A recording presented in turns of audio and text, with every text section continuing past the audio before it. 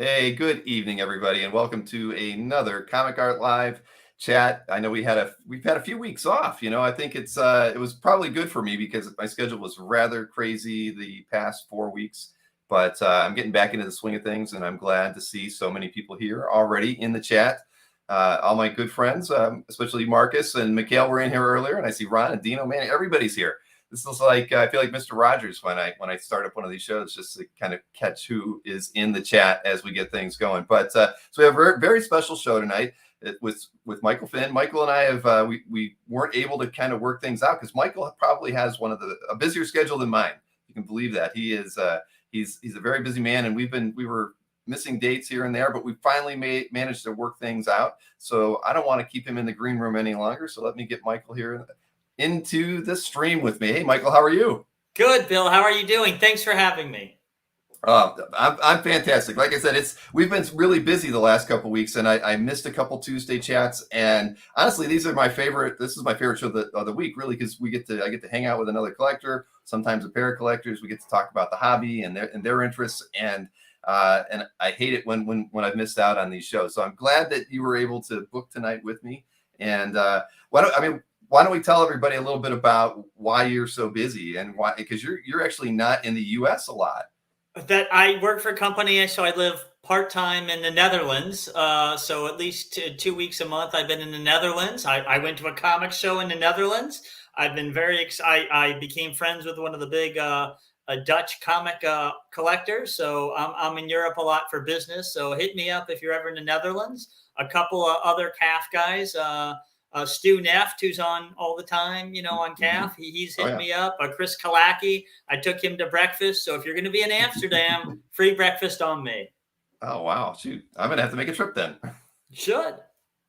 So that's what we were talking about earlier, because I was like, I don't see you in the chats too often. And now it made perfect sense because at a 9 o'clock start time, you're fast asleep by that point. So I am fast asleep. I admit it is heck. When Heritage has an auction, I'm like, do I set my alarm for 3 a.m. and wake up because I really want the piece, or do I risk it? It's terrible. It's no good. Wow. Well, it's tough, but what are you going to do? I guess early the signature auctions work well for you because you're probably just getting off work and you can start on those. But yeah, these weekly auctions, anything on Comic Link, those sorts of things probably are not working out in your favor when you're overseas. No, and when you love 1940s interior panel pages of no-name characters, the later in the evening is when my page is coming up. Of course, because I know what you're saying, because you've gotten a lot of artwork from Mike. And it's funny when we've gone through and done some dives into bins of his artwork that he hasn't looked at for a while. I'll pull stuff out and say, I think Mike would like this, and Berkey would look at it and say, yep, set that one aside. So because I know, you're one of those the rare collectors that really focuses on the 50s and the 40s and and early 60s, and it's not, you're not the average collector in that way, and I really appreciate that because there's a lot of artwork from that period that I really love, and it's just amazing how it isn't as well collected as you would think it would be. No, people don't care for it. Mike's great about that. Mike Berkey and others. Look, everybody wants, some of the great modern artists, and they're awesome. They're fantastic. But I got really excited, Bill, about going backwards, right? Learning more about the hobby and what was done. So, and we'll talk about that. But I love going backwards and learning more. And the goofier the hero or the less they appeared, the more I had to have a page. I hear you. So why don't we talk a little bit about how you got started in the hobby, comics first, and then how that turned into a comic art collecting. But I want to hear your story. Okay, so I'm like 6 years old. I got an older cousin, Brian Franklin. The guy's got an electric guitar, a waterbed, and some comic books. And that's the first time he had Sad Sack. So if Bamber is listening, he did have Sad Sack. He had romance. He had 2 or 3 superhero comics, and you'll see a page from one of them, and a couple others. It blew my mind. And by the time I was in first grade, those fat lines, the paper's really fat. We have an essay from Mike Finn. I actually go by Michael, that says like Mike Finn, age, I think 6, says the perfect school. Kids would read comics, COMIX all day. that would be perfect. PERFIKT. I can't even stay in the lines. I'm saying, the comics have rotted my brain. Dr. Wertheimer would be, so excited. But that's when I got into it. And like any collector, I started going to like flea markets. I haunted, I wonder if I have it somewhere around. I have my original Origins of Marvel comics. I found it at Spreen Pharmacy in Cincinnati, Ohio. I hid it under a shelf at the pharmacy and just bugged my parents because $6. How was I going to get $6? May as well have been $6,000. So they bought it. By then I was in 3rd or 4th grade. I carried that to school every day. It's in like 5 pieces. And probably like many people, I started collecting all the back issues, all the comics. I wanted every Marvel. And I was about 40 and I was on the verge of having every Marvel. And I literally had a breakdown. What was I going to do with my life? I started at 6. I was going to be 40 and be finished. I don't, this was terrible. I mean, this is a crisis. So I bought a few Golden Age books and I was like, they're not as fun to read. I mean, and then I bought a piece of art and you'll see it and I'll tell you about it. And Stu Neff, there he is again, told me he wanted to sell his entire comic collection to buy art. So I bought it and I flipped it and got all this money. At the time, I bought more comics. Every art collector I met told me I would sell all my comics to buy art. I told them they were crazy. What kind of fool would do that? And of course, anyone who knows me knows that's exactly what happened.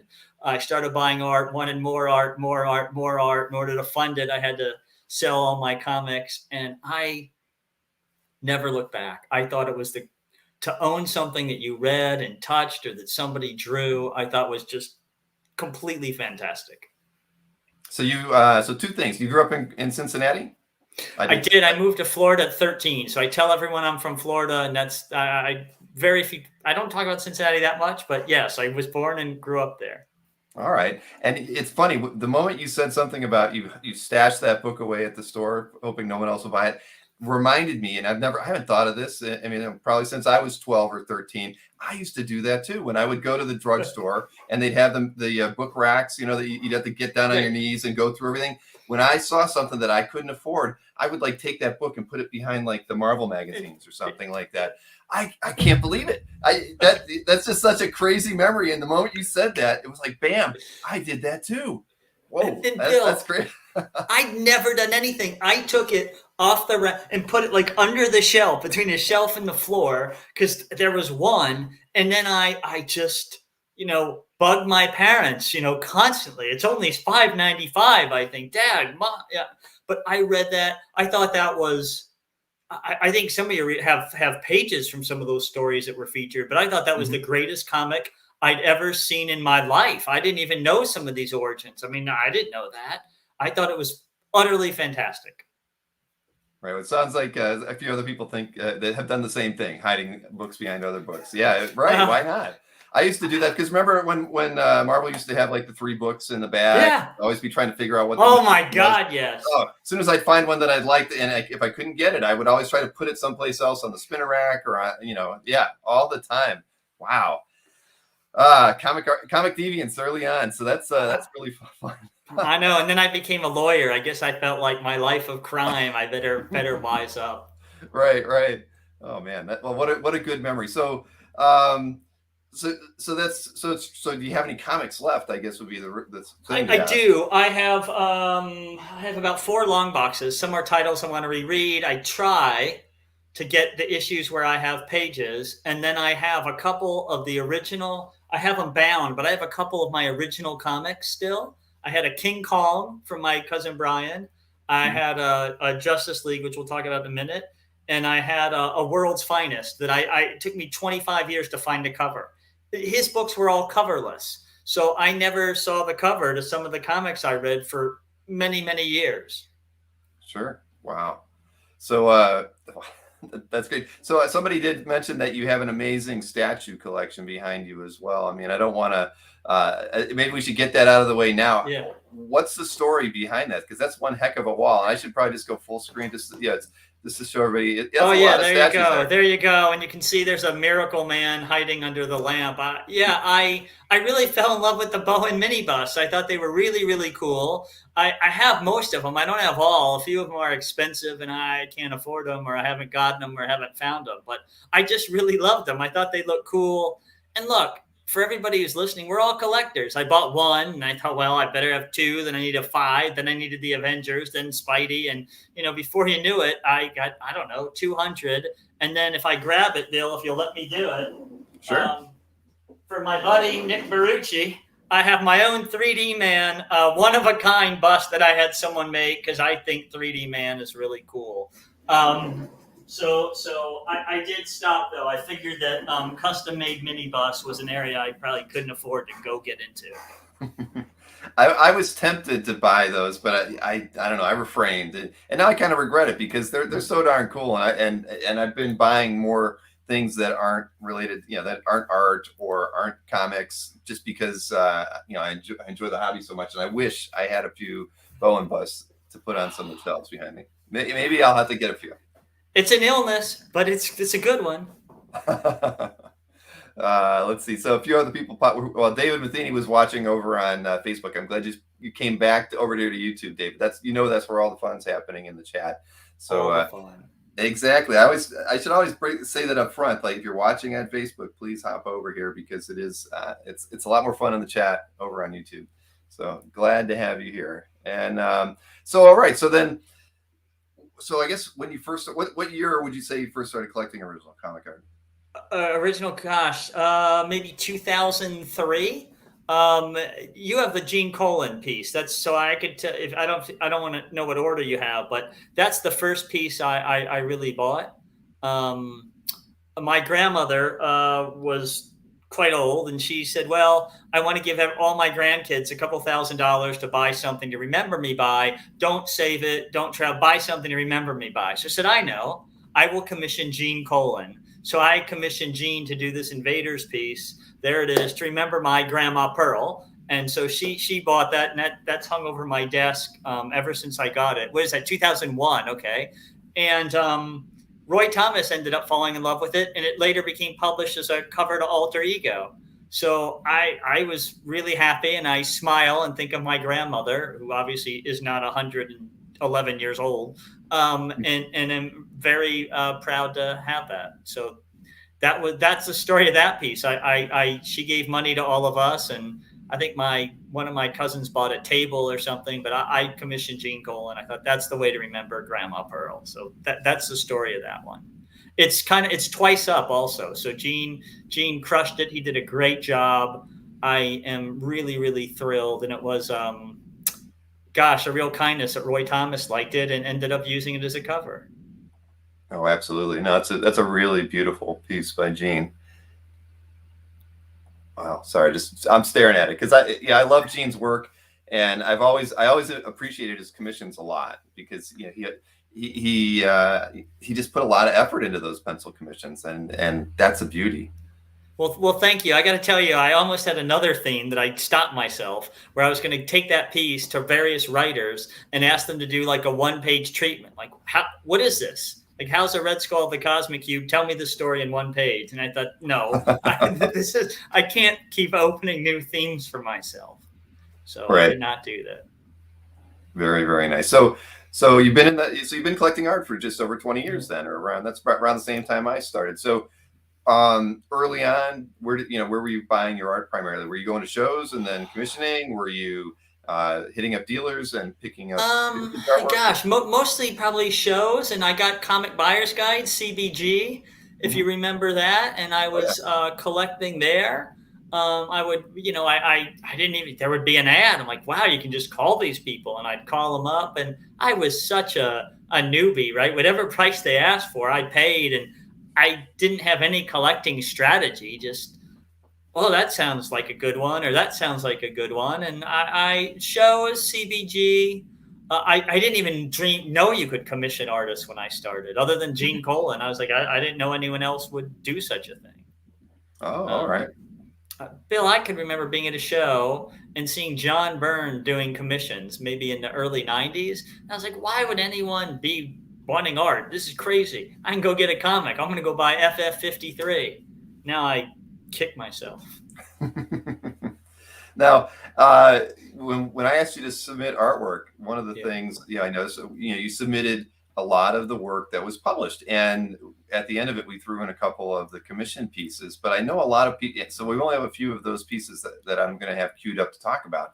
But I'd like to, and I'm sure everybody would like to know how you did get started in the 1 minute later commission concept, because you've carried that on for such a long time and have been really dedicated to it. And it's one of those things on CAF that anybody who's been there a while I'm sure has come across it many times and really has appreciated it, because it's not many people stick with a theme for that long.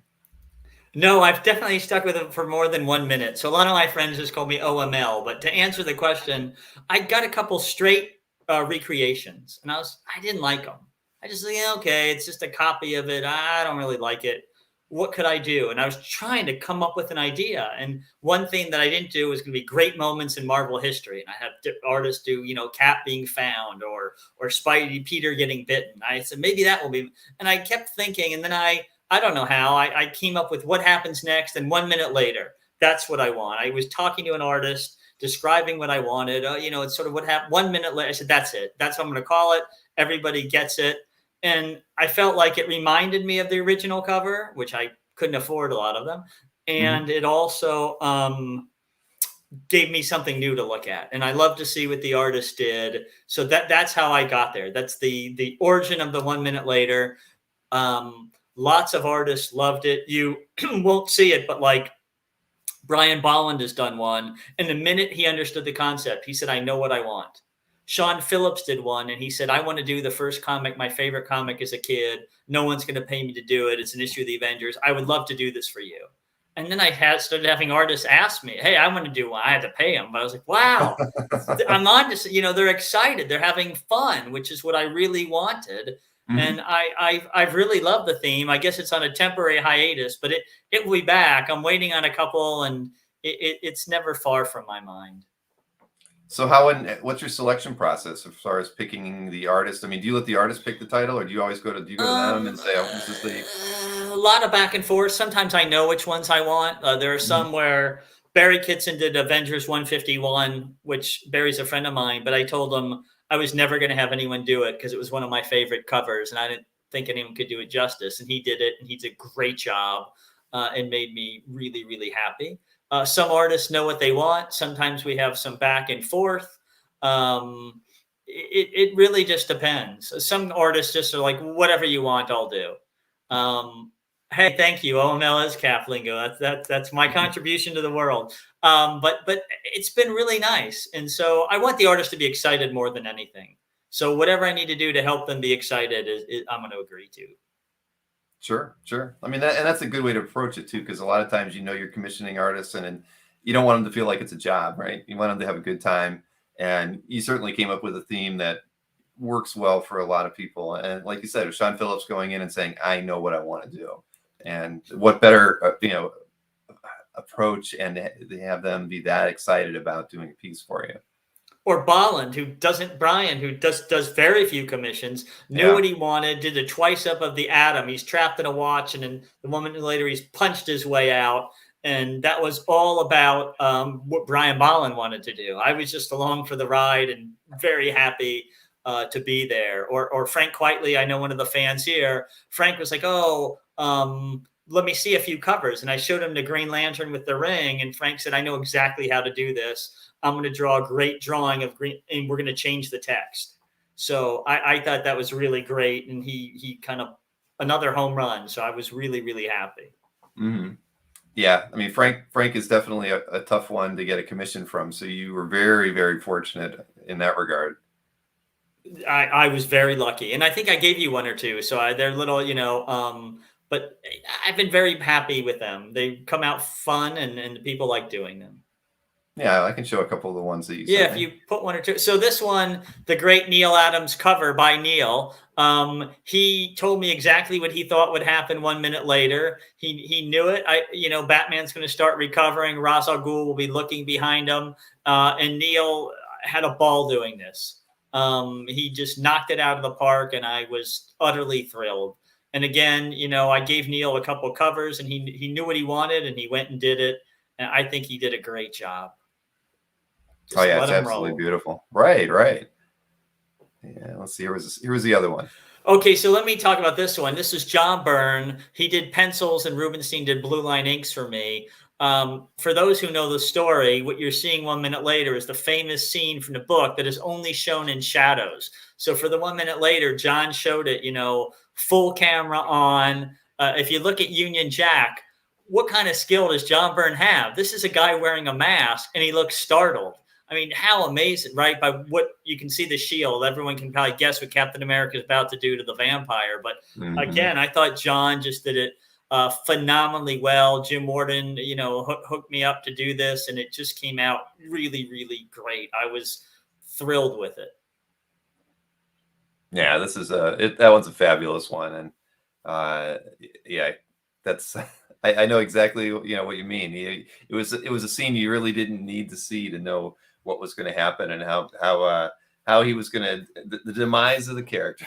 Right, exactly. Well, but I thought John just crushed it. I thought because Joe had inked him on the Captain America run. So Joe did blue line inks for me, and I really wanted to recreate that team. And again, I was really thrilled with what John did. I gave him no direction, right? Just tell me what happens 1 minute later. And this is what he delivered. And I was thrilled.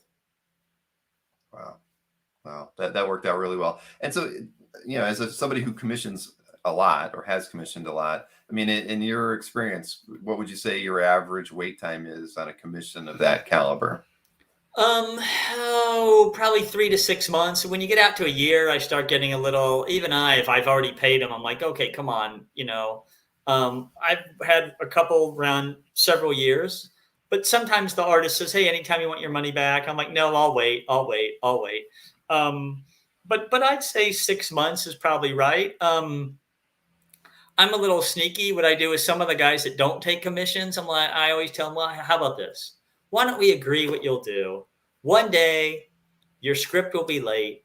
You'll be bored drawing whomever it is for that weekend. You'll want money to buy a new TV or whatever. And it has worked great. They just have it sitting there, and then they email me, are we still good? Because I want a TV. Are we still good? My script is late. And I have lucked out. I'm just like, just agree on a cover. Just agree on a cover, and we're good.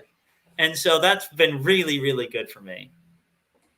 That's awesome. So I assume you give out your CAF gallery to a lot of the artists to let them, see work that's been done before. And I do, and I don't want to leave the screen. I have what do you call them? Wire-bound books that I can show them. So I bring it. Sure. One's like 11 by 17, and then I have some smaller. I used to have really tiny ones. I bring them, and they would look at it. But then I started getting so many. I was like, it's hurting my arm. So now I just have one called Best of 1 Minute Later, and I carry that one around. It's just hurting my arm to carry them.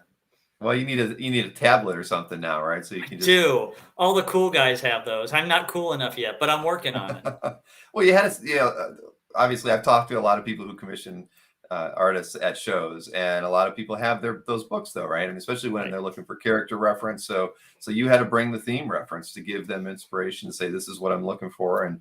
And like you said, if you're doing it in person at a show, it's not like they're going to be doing it at the show. They're typically going to be taking those home. So you got to show them the finished stuff right there to get them interested, so that exactly right. Because they always tell me I don't do commissions, and I got to show them Byrne, Perez, Simonson, and they're like, oh, wait a minute, this guy's probably going to make good on it. Yeah, I'm like, so it works out. It's been, people like it. I mean, they have fun. They usually have a good idea of what they want to do. Fred Chamberlain says he's going to start a 57 seconds later theme. All right, I knew it. There's going to be 1 minute before 57. Yeah, I know. Fred, often copied, seldom beaten. But if anyone could do it, Fred could. He's got a great art collection. That is very true. And Brian Peck agrees with me. He says transfer it all to an iPad. I know Brian has been very kind to me whenever we're together, and he clearly is technically way cooler than I am. He's way cooler than most people as far as technology goes. Yes, and his collection as well. I know. iPod, I know. He's crushing it. Right. And he's a very experienced commissioner as well. So he's He is. I will say, shout out to a whole bunch of them. But the Marvel 2-in-1 guy on CAF gave me a lot of mhm. advice. Mike Dunn with his Yep. JSA, Damon Owens, Aiden Lacey, Reed Legion. I confess the five of us have our own little calls about 4 times a year, and we just geek out on each other's commissions. And I'll tell you one other thing. If you're going to commission, do what we do. We go as a pack. If we find an artist, we're like, how would you like 5 commissions or 10? And so Sure. occasionally someone will tell us the poor artist isn't doing their book because he owes you guys 10 commissions. It works out. So do you find you get a deal, a better deal when you're doing that? Or is it more conducive to actually getting them to accept it when they know there's multiples? Little of both. Sometimes you A can little get a both? nice deal if you're giving them 10 and saying, take a whole year. We don't care, right? Mhm. Just work them in and Re-Legion, Aiden's got a great theme. The Marvel 2-in-1 guy has a great theme. I love Mike's JSA stuff. So, and Damon has a lot of cool themes. So a lot of shout outs to my friends, but they helped me a ton in the hobby, Bill. When I was starting to commission, they had been at it before me and really helped me. Sure, sure. Well, we've always talked about the idea that the more friends you have in the hobby, the better, right? So because, like you said, maybe Aiden here's about somebody taking commissions and lets you know about it. So the more friends you have, the more you network, the better off you're going to be for all those different reasons: commissions, finding That's right. artwork that you've been looking for a while. Exactly. We You do can that all never the have too much. time. If I see Legion art, I know who to call. Sadly, I'm like, I want somebody to find some great Golden Age piece that I really, really want. But I ought to say Chris Kyra Yeah. on his trophy wall. Another big influence. Ari came a bit later on the Batman and the Gargoyle, but Chris, I always wanted, I was a little.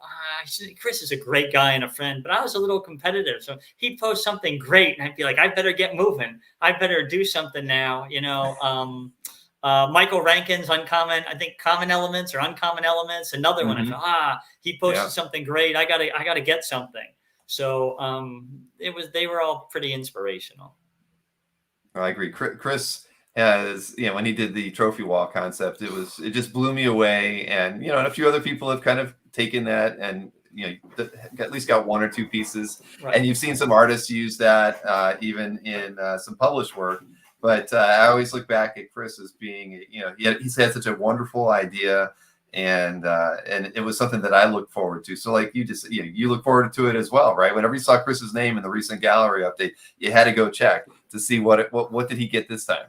Always, always, always. But speaking of companies, I will tell you, Marvel took my theme and had a variant cover 1 minute later month. Did they tell me? No. Did they have to? Of course not. But 6 of the artists told me and said, "How about you buy them?" So I bought like 6 or 7 of them, including I think Lionel Yu. His agent came to Michael. You really should buy the 1 minute. So okay, I'll buy it. Otherwise, I wouldn't even have him. I'm never going to get him to do like a 10 character 1 minute later. But Right. Marvel hired him. He did the cover, and it's now in my gallery. That's not fair, right? I mean, they have Marvel ape your idea like that and not tell you. Nothing, but what can I do?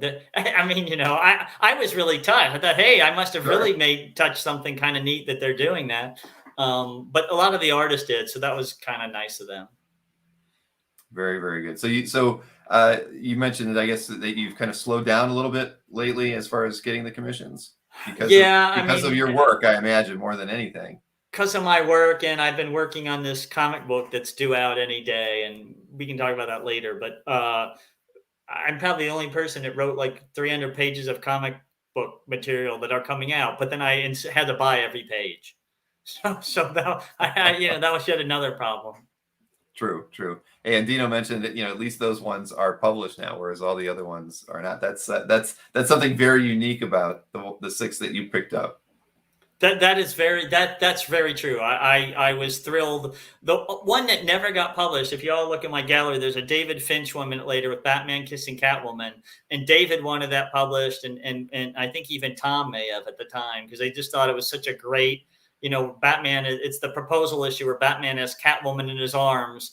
I was going to try to do 2, one where they're separate. She said no, and one where they're kissing. She said yes. But I just did the one. But everybody seemed to really like that one. Oh, very cool. Brian wanted to know how many others were out there that you didn't get that you know of.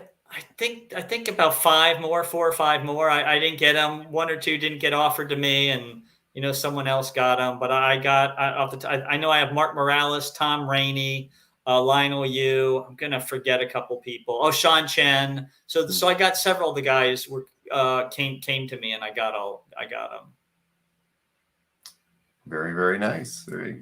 But yeah, I'd be a little jaded myself, just a little. But at the same time, very happy, right? I mean, at the end of the day, you're not getting any props for Marvel for it, but it was your concept that they took over and utilized for that. So I mean, that's awesome. I was very happy. I was like, okay, that's kind of cool. It would have been even cooler if Stan's soapbox existed and he giving me a tiny 1 sentence shout out, but that's okay. I'll survive. Yeah, that would have been cool too. And you deserved at least that. I did, but what could one do? Yeah. So we don't have any more of the 1 minute latest, but everybody, I did link into your CAF gallery, and I'll have it in the description too. So hopefully while we're talking, people can go in there and browse around and see some of the other 1 minute laters that you've got, because you could spend a couple hours just browsing your CAF gallery looking at those. I encourage everyone to do that. Yes, and the thing is, everybody should be going in there and hitting like on a few pieces of art while you're there, and leave a few comments as well. Marcus, I know you will if you haven't already. Although I know you're traveling. I love Marcus's comments. I love his comments. Marcus, I read all of them, and they crack the occasion. They're really funny, but they're always so good. So I whenever I see your name, I really look forward to seeing what you have to say about any of the pieces I posted. Yep, exactly. So let's kind of turn to the published work. Okay. You sent me a lot of examples of that, and the thing is, I remember when I first kind of discovered your CAF gallery, and I was looking at stuff. You kind of get sucked into the commissions aspect of your and the 1 minute laters of your gallery, but you've got one of the most impressive collections of published work on CAF. I mean, it's mind blowing, and well, okay, it's very impressive. It's one of those ones that you've got some pieces that I'm sure you've been asked about. As far as like when you're ready to sell that one, I'm your man. And I'm sure you've got some pieces that have 50 or 100 of those kind of emails to you. So that was really one of the things I was hoping we were going to talk a lot about, because I was happy to see that was like what you focused on the artwork that you sent me. So if it's okay, why don't we pull up some of the let's pull them up. And while you do, I'll just tell you, if you want to know how to sell art, my good friend Ron Sonnenthal got bored one day, made a spreadsheet of the published art I own and the pieces he thought I should sell, and sent it to me. And then because I was taking too long to decide what I would sell, so Ron made the spreadsheet and sent it to me. So that's very thoughtful of Ron. I never thought of doing something like that. Yeah, it really worked. I then sold a bunch of the pieces that Ron told me to sell. Oh wow! Wow. Ron, I guess I should have Ron on sometime. That would be fun.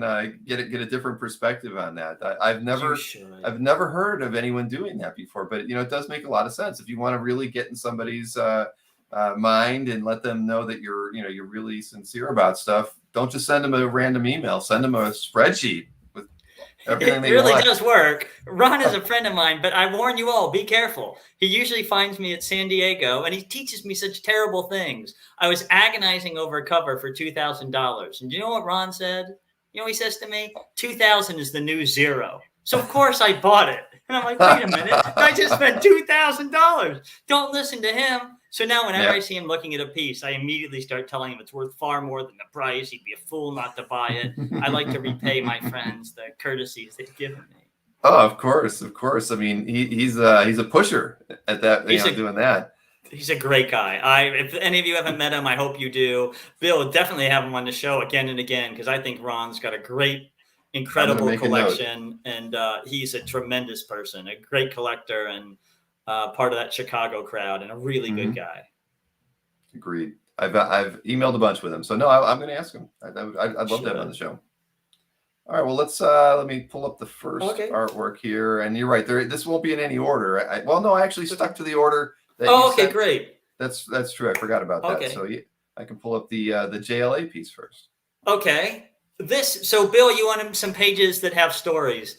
I told you my cousin, Brian Franklin, had this comic collection. This is the first page of the first superhero comic book I ever read, and he had no cover. So as far as I knew, this was the cover. This was the greatest page I've ever seen, because I carried this coverless comic around, and it's part of the Justice League of America, Justice Society of America, Seven Soldiers of Victory trilogy, which also blew my little mind. I never heard of these Seven Soldiers of Victory. Who were? I didn't know any of this stuff. There was a Justice Society.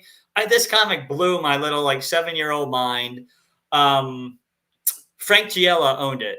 And when I saw it, I told him I had to have it. I mean, it was terrible bargaining, because I basically told him how much it meant to me, how much I had to have it, how it was worth more to me than anybody else, how I would never sell it. Once you do that, you don't have a lot of bargaining. You have no bargaining room at all. Right. And, I got to tell you, Frank was the nicest guy. He sold me the page, came down with his kids. I bought them all ice cream. I took them out. I was so happy to own this page. My younger brother literally fell to his knees when he saw it in my house, because this was the book we carried around for months and months and months. This page, I can't imagine ever selling.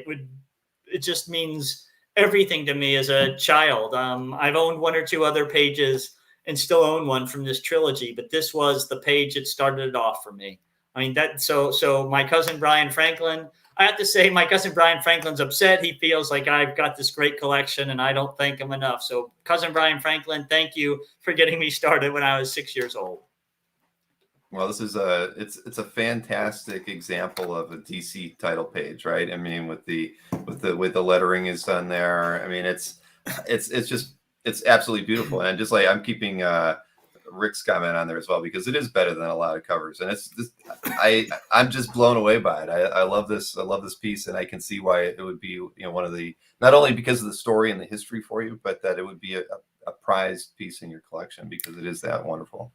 It sure is. I love it. And you've got, some Justice Society characters and some Justice League characters, flying around. And when you get into the book, they're off, trying to find the Seven Soldiers. So it is, I think Albert owns one of the 3 covers. I think Nick Catratis owns one of the others. It's just if you've never read these 3 issues, I would encourage everyone to read them. They're really great. And it's great art. I think, so A+ from me. Well, I think everybody in the chat loves that piece as well. So yes, congratulations on that, because it's not often that you get a piece that, everybody has their grail or a piece that's meaningful to them, and a lot of people do seek out artwork from that first comic book that they remember, or that played an important part in their life, or like you said, you've got this history, with your brother and everything. And I think that's so awesome when you actually get that piece, because I actually don't. When I look at my comic collecting history from probably around the time when I was, I don't know, 9 or 10 was when I probably first started reading.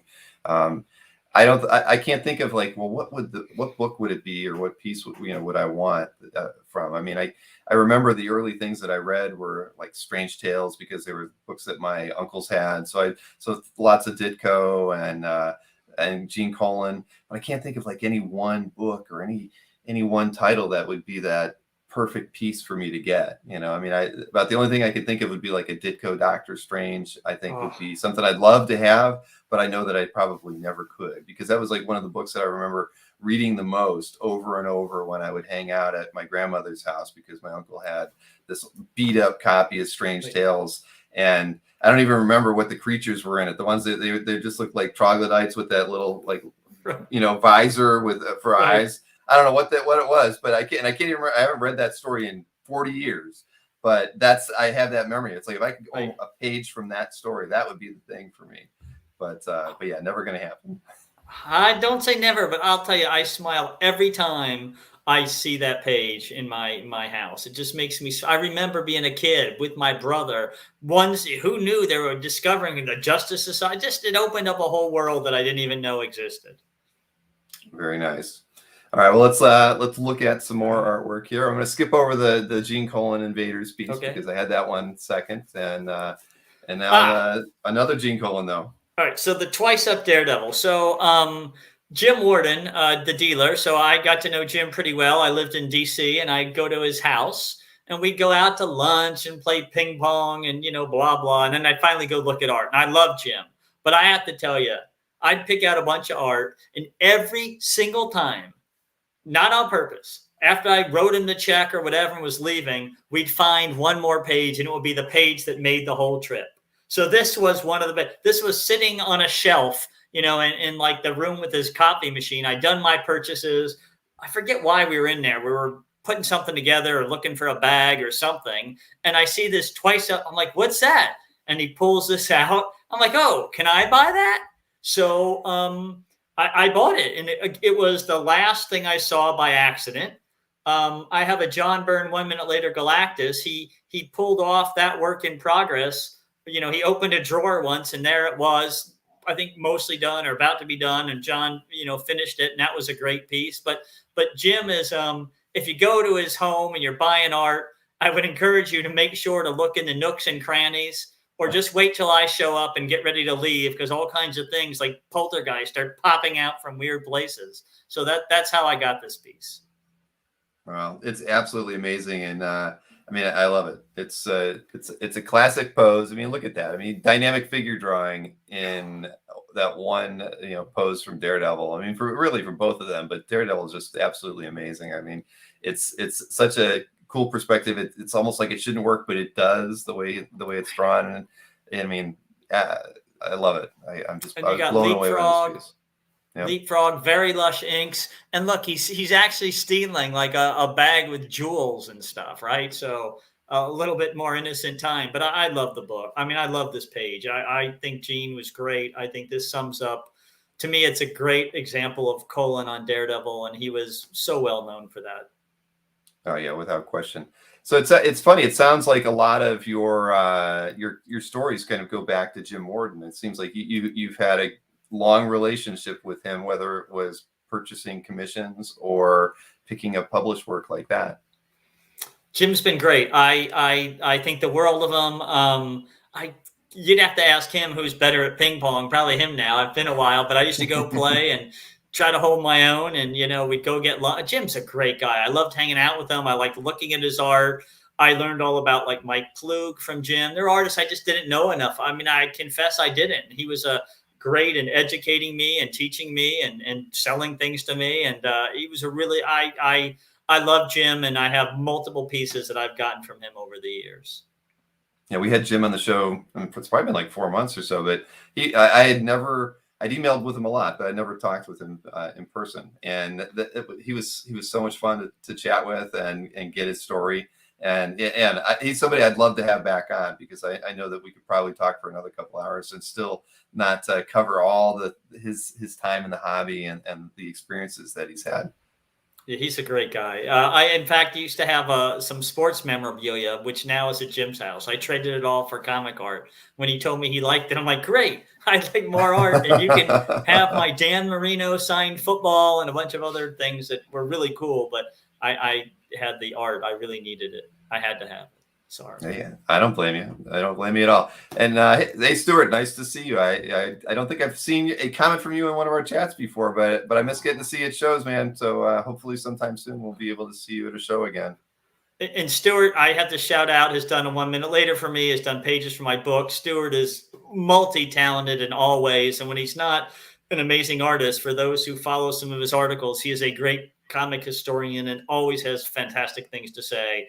So I have a couple Stuart Sager pieces, but probably you can never have enough. But if you're looking at my 1 minute later gallery, look in his name, you'll see a really terrific twice up X-Men piece from Stuart. Very nice. And yeah, I can picture those hands, Stuart, covered in ink. And that's very true. And you're right. Stuart is one hell of a comics historian. And he has a really great, I know he does live streams regularly, so I've caught several of those. So anybody who hasn't followed Stuart definitely should, and catch him when he's doing a live stream. I agree. All right, let's see. Yeah, I want to pull up this next one. See, this is one that I bet you've gotten a few comments or inquiries about.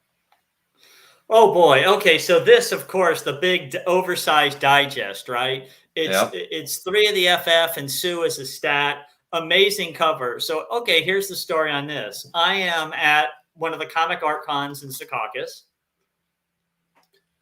I'm walking around and Albert Moy has this, just sitting in a folio. I'm like, Albert, is this new? He says, nope. I've been bringing it around. Nobody wants it. Nobody wants it. I'm falling over. Like, this was another piece of my childhood.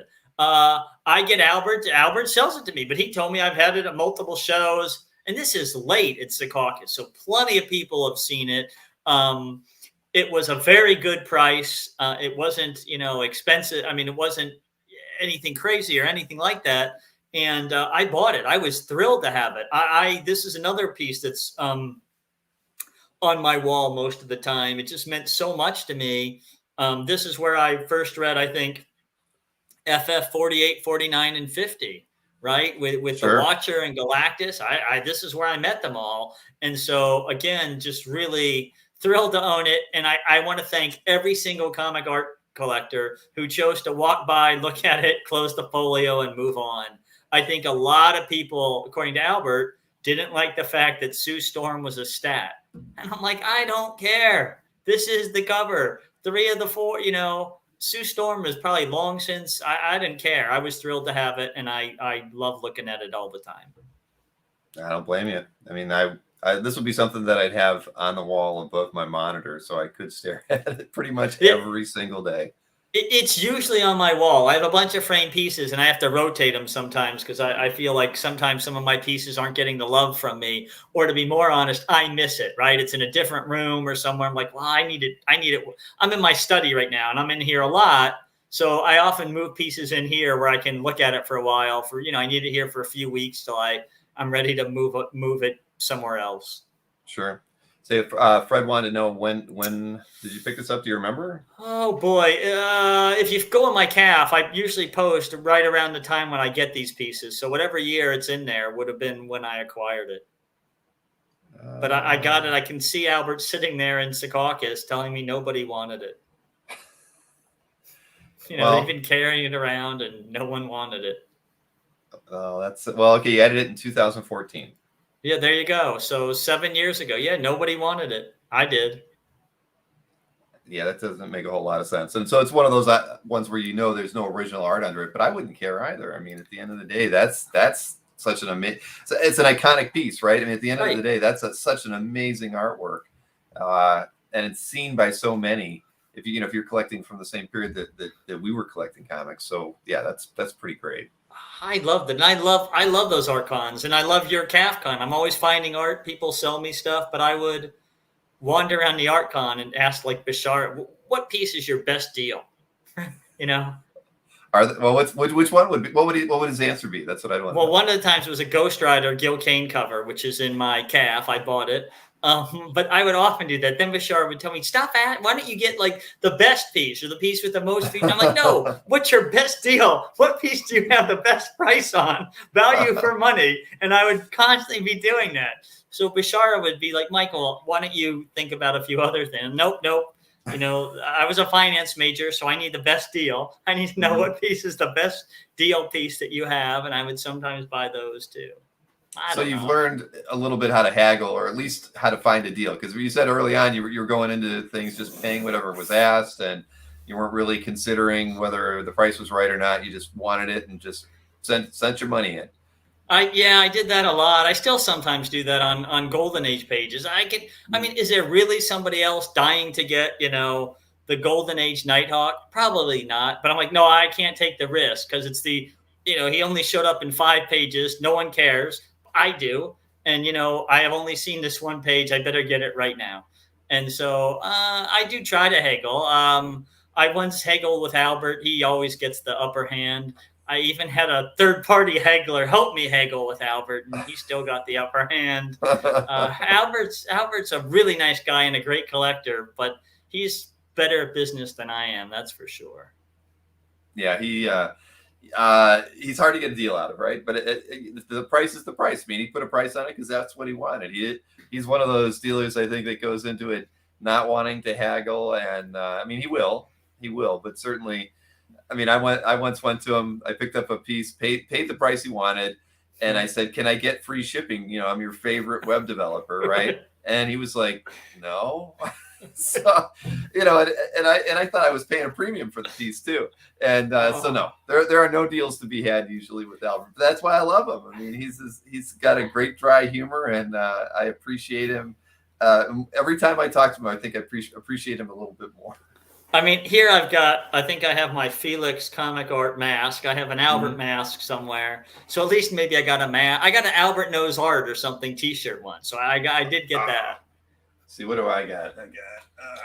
I got a bunch of pins from Albert. I belong to there Albert's, and I think I've got a few masks too, but I never got a got art shirt. I always wanted one, or Albert knows. Then I had an Albert knows. I got some stickers from Anthony. So I mean, I will tell you a story. I once spent a lot of money on something from Bashara, who I love, and the next show he took me out for dinner. So I was really happy. Bashara took me to dinner. My friend's like, he should take you for 100 dinners. You're so stupid, and just paid his price. And I was like, but I feel really good that he bought me dinner. Just, if I'm going to overpay, buy me dinner and you'll get me to overpay. Because then I feel like, hey, and I'm a vegetarian, so the dinner was probably $10, but I felt really good about it. Nick Ferrucci mentioned about getting a free pen. Yeah, I think I actually ran out of ink on my last pen from Albert. So I had to toss them, but those were really good pens too. They were high quality, definitely better than a Bic. Sorry, just reading through a couple of the chats here, but all right. Well, but yeah, he's a great one. I've actually never bought anything from Bashar, but that's nice, right? I mean, at the end of the day, he remembered and he took you out to dinner. I mean, what more can you ask? What more could you want? I like everybody. I mean, they've taught me a lot. They've brought interesting art that I've enjoyed, and so I've been happy always.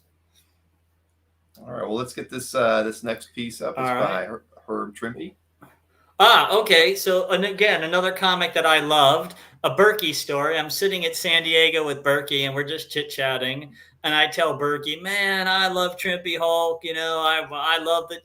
I'm telling him a few of the stories I loved. He goes, wait, I think I own one of the covers. I'm like, wait, I love the Toadman, the Shaper of Worlds, Glorian, the Dreamer, and Mike owned this cover. And he was kind enough. He sold it to me because, again, it's when it was really, I don't remember the year it came out. I probably was 8 or 9, and I love this story. I mean, again, my brother and I thought, wow, these Toadmen and Glorian flying around on a rainbow and this weird Shaper of Worlds, and his dead homeless buddy Cracker Jack, I think, comes back in this issue for a little while. And I just thought it was the coolest thing. And I was thrilled. Mike sold it to me, and he's always offered to buy it back. But I don't think so. I was really, really happy. I think you can see great work by Herb, why people liked him in the Hulk. The Toadmen, I think they were just coming back from, like, I think it was issue, I don't know, Nick or someone will know, 1 or 2 or 3, whatever early Hulk issues they appeared in. And so, again, just really, really thrilled to get something that meant so much to me as a kid. Marcus points out Toads and Frogs are a big part of your collection. Yeah, I had to fix that. Hopefully we'll move on to a few things. But yeah, I was just, again, Mike was kind enough to sell it to me. I think this was out of his personal collection, not something that was for sale. I wasn't pitching him to sell me anything. I was just telling him about, some of the things that I loved. And when I got to this one, he told me he had it. And I was thrilled that he sold it to me. Yeah, I think Mike he's got like 50 Hulk covers probably from around 130 to 210. He's got more than he needs, that's for sure. And I've seen them all, and they're all fantastic. So that was really nice of him to sell you one of those. It was really. I was thrilled. San Diego was. By the way, for anyone who ever buys at Heritage, the first time I went to San Diego was for free. I won Heritage's little. You fill out the questionnaire. I filled it out in, I don't know, 2000-ish or whatever, 2010 maybe, I don't know. And send it in like I was buying comics, and I won a free all expense paid trip to San Diego Comic-Con. I got a dealer badge with Heritage, and I felt like I was king of the world. And did they take you out to dinner though? I don't know if they did, but it was for 2. My wife's like, I'm not going. So I took fellow CAF guy and good friend of mine, Ben Friedman. So Ben came to San Diego with me on my Heritage winnings. Dang. Yeah. So fill out that survey. I would never. I don't think I've heard of anybody winning that before. So that's amazing, Michael. I never win anything. I was like, this is the greatest thing of all time. Plus, you get a badge from Heritage. Plus, Heritage is helping me out. So, like, I bought some oversized thing. I'm like, I don't know what to do with it. Well, I'm the Heritage winner. They're like, we'll take it. We'll get it back for you. Don't worry. I'm like, this is the greatest company. I better immediately go to their auctions and buy more stuff. That's awesome. Yeah. See, yeah. Somebody else said you lucky devil. Absolutely. Pure luck. Yeah. I think I actually got lucky one time, not with art though. I did, all the work I do with eBay, and early on they had some weird promotion to people who work with them. It's like, use this new tool, and anybody who sells something will get put into a pool of other affiliates doing what I was doing, and whoever we would draw would get $10,000. And this was probably like 10 years ago. And so I was like, oh, I'll try this little widget out and put it on CAF. But it didn't show anything related. I couldn't make it show comic art. Like, it showed tennis shoes or something like that. So I had it up there for about 6 hours. And I was like, nobody's going to click on this thing, right? And but I was able to see that I got like 2 sales on it, from for whatever it ended up buying. And then like 3 months later, I got the $10,000. You did? I did. I was like, that's insane. I wanted to tell them I only used it for about 6 hours. Because they were hoping it would be this new tool that would revolutionize people buying and finding things on eBay. And I hated it. And so, yeah, it was an absolute shock. I didn't want to tell anybody. I told one other person that I've kind of worked with eBay and that, who also does the same thing I do. And he was like, you're so lucky. I've had that damn thing on my site for a whole month. And sometimes you get lucky. Bravo. If I won $10,000, Berkey or Anthony would have it within minutes of its receipt in my inbox. Oh yeah, I'm sure I turned that around and bought some art with it right away. There's no way I could have sat on that. That's found money. That wasn't mine, so it was going into my collection for sure. Let's see. And Michael says that he won a CAF shirt once. That's true, Michael. You did. And Marcus says that he's won a Felix shirt and a lifetime of writing Albert's newsletters. Marcus, you do a fine job at it too, my friend. You do. And Marcus, I love the podcast interview you did. I have never won a Felix shirt. If I could somehow win one, my life would be complete. If it just showed up in the mail after this interview, I would feel really good. I do think Felix might be working on some new shirts. Yeah, I mean, I got one recently that had the Team Felix on it, but I just gave him a plug. I showed the mask. Come on, Felix, send me a shirt. There you go. Hey, we all love tchotchkes, right? I mean, we've been. I had somebody send me. Jeff Wedding sent me a bunch of poker chips that he had made. There's like Mia's store with the Comic Art Live logo on one side and the Comic Art Fans logo on the other side. I like that. So, this is my coffee cup, that Invaders cover. Oh, that's awesome. Yeah, Mike Dunn gave that to me. So, got great friends through Comic Art Fans. Very, very nice. Fred's trying to tease you and says that he thought that was a Speedo. Oh, Fred. Well, I wouldn't put it past Felix to make a Felix Speedo, but I would not be the right one to wear it. He is the king of marketing. You never know. He is the king of marketing. Let's see. Robert says, new to this community already feels like a small world. Fun listening to Bill and Michael. Hey, Robert, nice to have you as part of the community. Truthfully. Yeah. Bob, I think we've met many times. I think, does Robert, Bob, he might be the guy that has a lot of fanzines, but I've met him a bunch of times at maybe Terrificon or one of the other shows, I think. Well, we'll have to see if he re-comments back. Yes, but no, that's why I love this hobby. I love the opportunities that we have to kind of do fun things like that. Like you just said, you put your commission on your coffee mug, or somebody sends me a poker chip, and the t-shirts are always fun. I mean, and you go back and you think of like with Scott Doonbeer and the giant balloon that he made. I mean, everybody's just trying to have. We have more fun in the original comic art collecting side of things than a lot of the other niches within comics, I think, and that's what makes us unique. And it's probably because we love art. We're all creative people, and so we like to have fun with our hobby as much as we can. So yeah, I admire everybody and everybody doing fun things like this. And Robert confirms, yes, that's me. Yeah, the greatest fanzine collector ever. He sold me a bunch.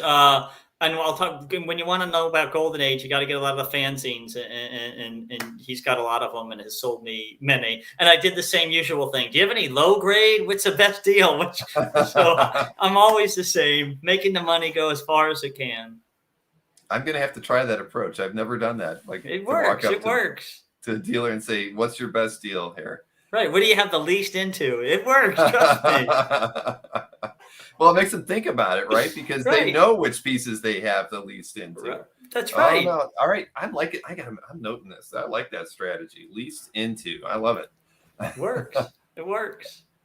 Oh man. Well, all right. Well, let's see. We've got a All couple right. Kirby pieces coming up here, and the second Okay. one is a doozy. So we're going to show the first one first. It's All right. pretty amazing as well, and that would be right here. I know. Okay, this is Invaders 6. So shout out to Glenn Brunswick. So Bill, this is a comic art fan purchase. I got to tell you the story.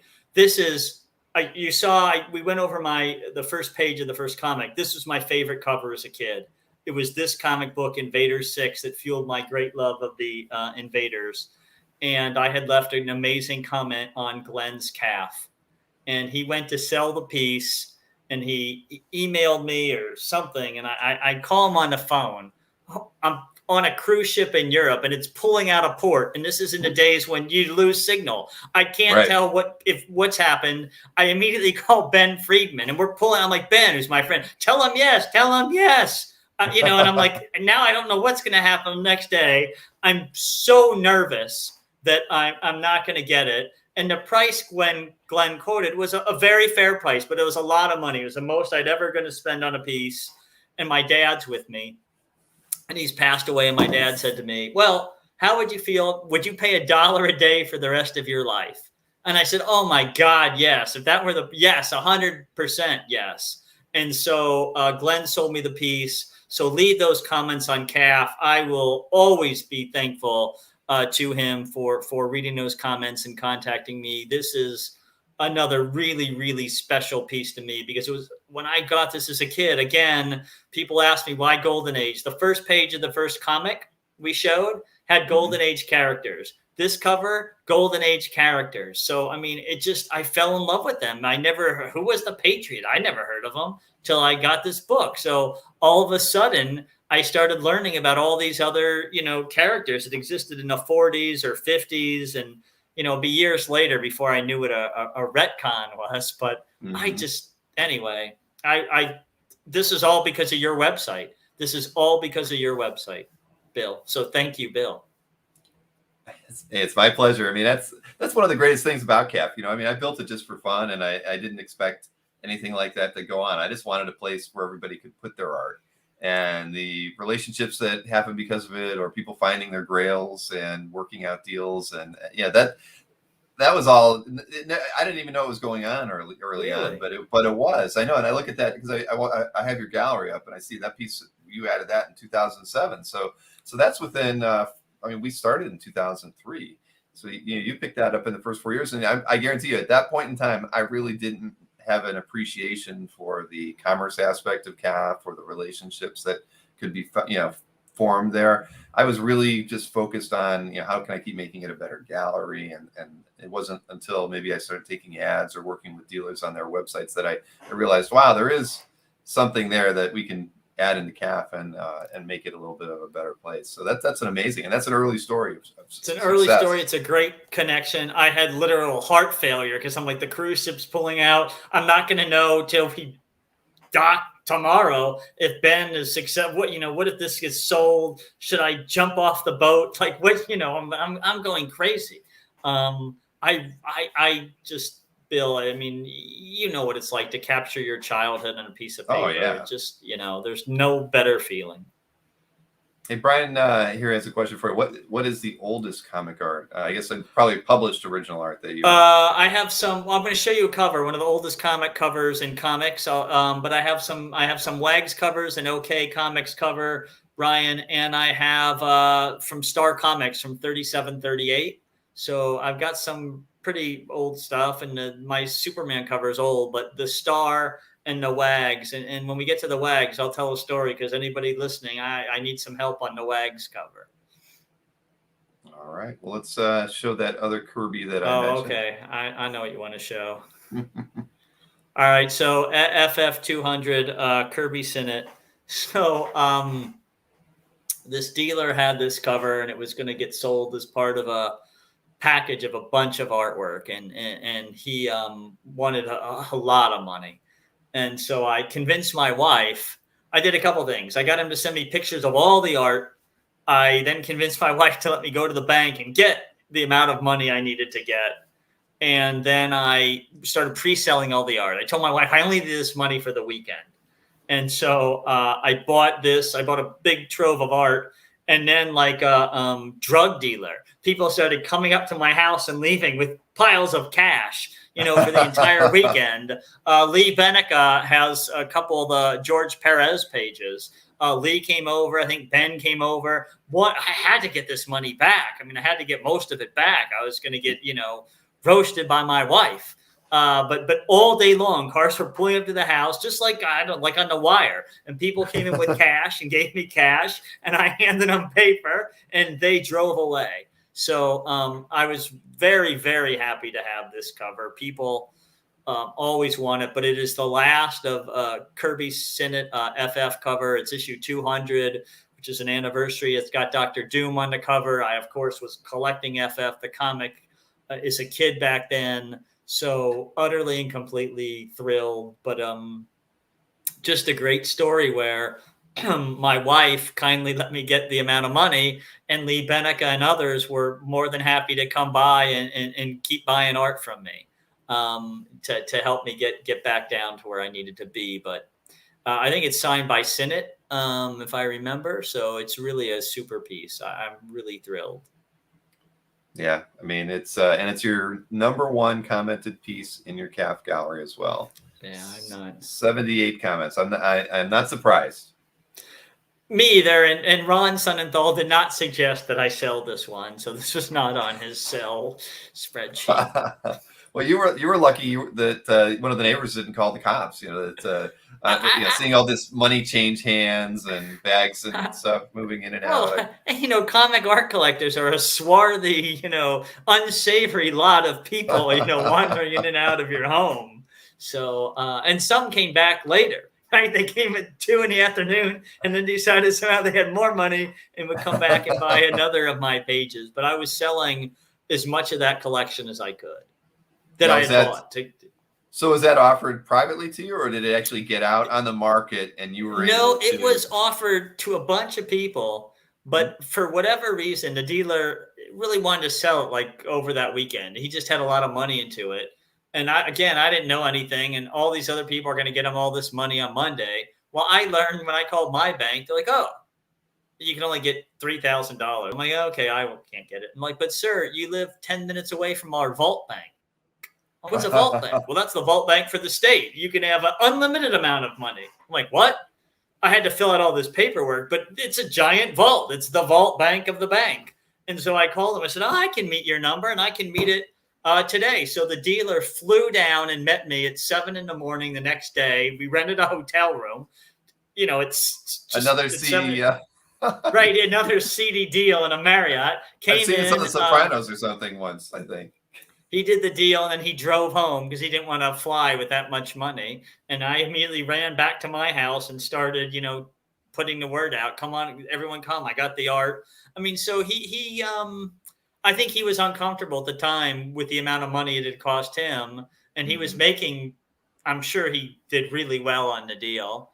And I, again, just random luck. I didn't know I was by a vault bank. I figure I'm crushed by every other collector, but the guy just didn't feel good.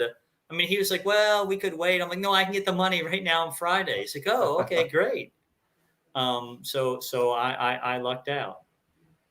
Yeah, I mean that I can see that though. I mean, back when that was done. Let's see, you added that to your CAF gallery in 2012. So yeah, I mean, it's something like that. So there are pieces like that, right, where it probably makes the person who has it a little anxious to flip it, because at that point it's not something you want to keep around for too long. And like you said, if it was offered around sort of privately, that's probably wise, right? I mean, that wouldn't be something you want to like put out on CAF and say, "Hey, this is for sale." So no, right. And he was a well-known comic dealer. And he had, one of the comic guys had this collection. He bought it. And I think part of it, he didn't really want to be in art, right? I just want to get rid of this. It cost me a lot of money and I just want to move on. And if he had waited till Monday, I'm sure I could have been blown out of the water. But I got to thank the vault bank.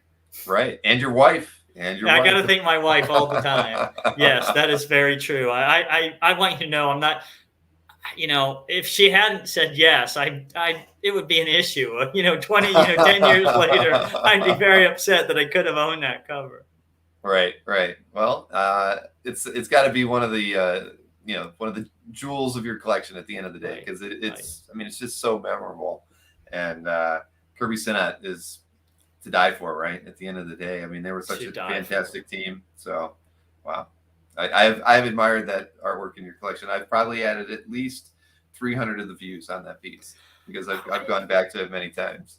I love it. It's look, so many of the guys even watching this have such amazing collections. So to me, it's one of the pieces that I feel like, okay, this stands pretty good against anyone else's collection. But I look at everybody else's and I'm always like, oh, I wish I had that and that and that. And oh man, this guy's got all this great, I don't know, Mike Plug or Dave Finch and I'm like, oh, or John Romita Jr. I'm like, wow, they all have such great stuff. So I like it. As do many of us. All right. Well, let's see what else we got here. We've got several other cool pieces. This next one is by Dick Ayers. Oh, so okay, this is the Donnellys. So I brokered a deal where a guy bought all these pogos, and I'm going to get in trouble now when I say this. And he bought all these pogo Sundays. I helped broker it. He was very happy, and the seller was so happy he threw in a bunch of pogo dailies, and the buyer gave them to me to thank me for hooking them up. I'm like, okay, but I didn't want strip art, and the Donnellys did. So this is the famous page where the Avengers quit and Cap meets the Kooky Quartet for the first time. So you can see I got Giant Man, I got Iron Man, you got Quicksilver, Hawkeye, Scarlet Witch, Captain America, the Wasp. This is Avengers 16. This is great moments in Marvel Comics history. I think you have Rick Jones lurking around back there also.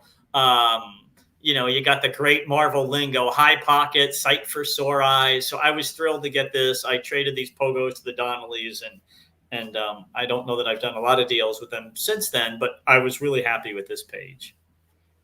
That's a beauty. And so that's how the Donnellys got all those pogos. I mean, I know they're huge fans of the pogo strips and everything. Yeah, but, I had like maybe 4 dailies. I don't remember 5, but I didn't want anything to do with strip art at that time in my art collecting. I was all about getting comic art and the chance to own a page from Avengers 16. This particular page, I mean, to me, this was okay. It's the first appearance of the Kooky Quartet, right? The resignation of the Avengers. So I just thought, wow, I've got kind of a neat little page of comic history. At least for me, I was an Avengers fan, so I'm really, truly thrilled. It was a kind of nice to have it. Plus, where do you get such lingo? What am I, a fever blister? I'm like, okay. Yeah. So, I mean, writing at its finest. Yes, that's Rick Jones. Yep. Well, a great piece and a very good story on how you picked that one up too. I mean, but yeah, I love Walt Kelly's work too, but I think I'd take that page. I would do that all day long. I mean, a great page. I think the Donnellys feel really good with what they got, and that was nice. And I'm thrilled to have the page I have.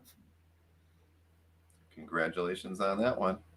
And now so now we're actually changing a little bit here, but you're going to an artist whose work I really, really, really like, and that's Chris Weston. Okay, so this is Weston and Gary Leach. Look at the bottom left, Finn's Print Shop. So this is from the 12, and this is how I became really good friends with Gary Leach. So a quick story, I commissioned a little pencil drawing of Miracle Man from Gary. Rufus Dayglow was Gary's agent at the time. It takes forever. Mm-hmm. Then he tells me Gary's going to make it larger at no extra cost. Fine. Then longer and longer. Gary's going to paint it at no extra cost. Fine. Then Gary's going to drop it off at Gosh in London where I lived. Fine. No, he's going to... Oh, what was he going to do? He's going to meet you somewhere else. Fine. Then eventually we decide Gary will come to my office. So Gary comes to my office, gives me the Miracle Man, and we're hanging out and talking. And he's telling me that he's inking Weston on these. He's printing them out twice up. Weston put so much detail, and Rufus has some little printer. It takes forever to print out the pages. I tell Gary, but my company has a big industrial printer. So Gary and I become great friends. Gary started coming over every week with Weston's scans or whatever and printing out the blue lines. And then he would ink from there. And that's why he gifted me this page and threw in, this is the published page, has Finn's print shop down there on the left. And so in that first panel, so a neat little page. It's the foundation of my friendship with Gary Leach. Because of Gary, I started going to the comic art drink ups in London that they had monthly. I got to meet a whole bunch of other people, and he gave me this page. So I just kind of like it because my name's in it. I will tell you, there's a Fantastic Four issue that Barry Kitson drew, and there's a book called Finn's Law. And I was so excited, my book, Finn's Law. And then Barry says, but look where I put it. And it says remaindered and discount. So my book didn't sell well. So that's my good friend Barry Kitson, and this is my friend Gary Leach. Wow, that's a great story. That's funny that. So what were you doing there at the time? I mean, I lived in London for 3 years. So if you want me to digress, I was this art mule. I'd fly back to America, and I would get all the art that Malcolm Bourne and Joseph Melchior would ship to my house in the U.S., and I would bring it back. So in truly the greatest comic convention I ever attended, I bring all this art back to London. I land in the morning. I get on a train and go to like Bristol, I think was there, Birmingham, a comic show. It's breakfast time. I go in to give the art to Joseph, and he says, well, why don't you join us for breakfast? I don't know who us is. So he introduces me to his friends. This is Charlie Adler. Oh, my gosh. This is, Sean Phillips, Duncan Fagredo. Oh, boy. Fine. So I eat breakfast, and then they get ready to leave. I'm like, well, aren't you coming with us? I'm like, where are we going? We're going to the show. Don't you want to come in with us? Oh, my. So, okay. Off to the show.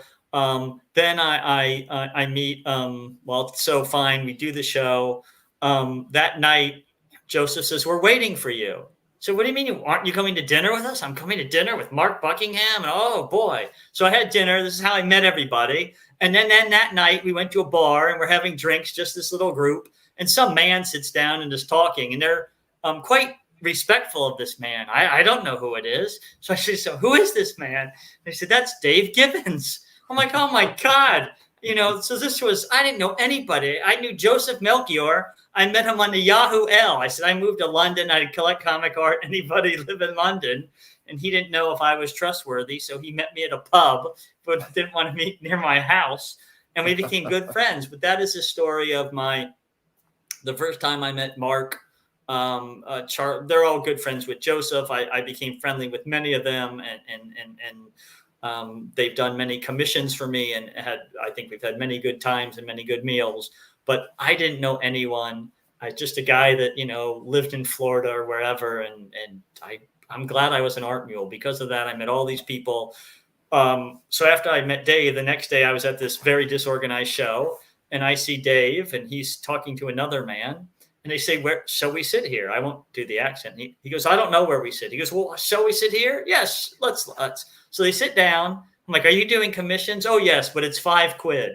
So I got a Gibbons and an Alan Davis. They just, no one knew, they didn't know where to sit. So they just sat at some empty table, and I was just standing there. So most good things that happen to me are random fate versus any kind of planning.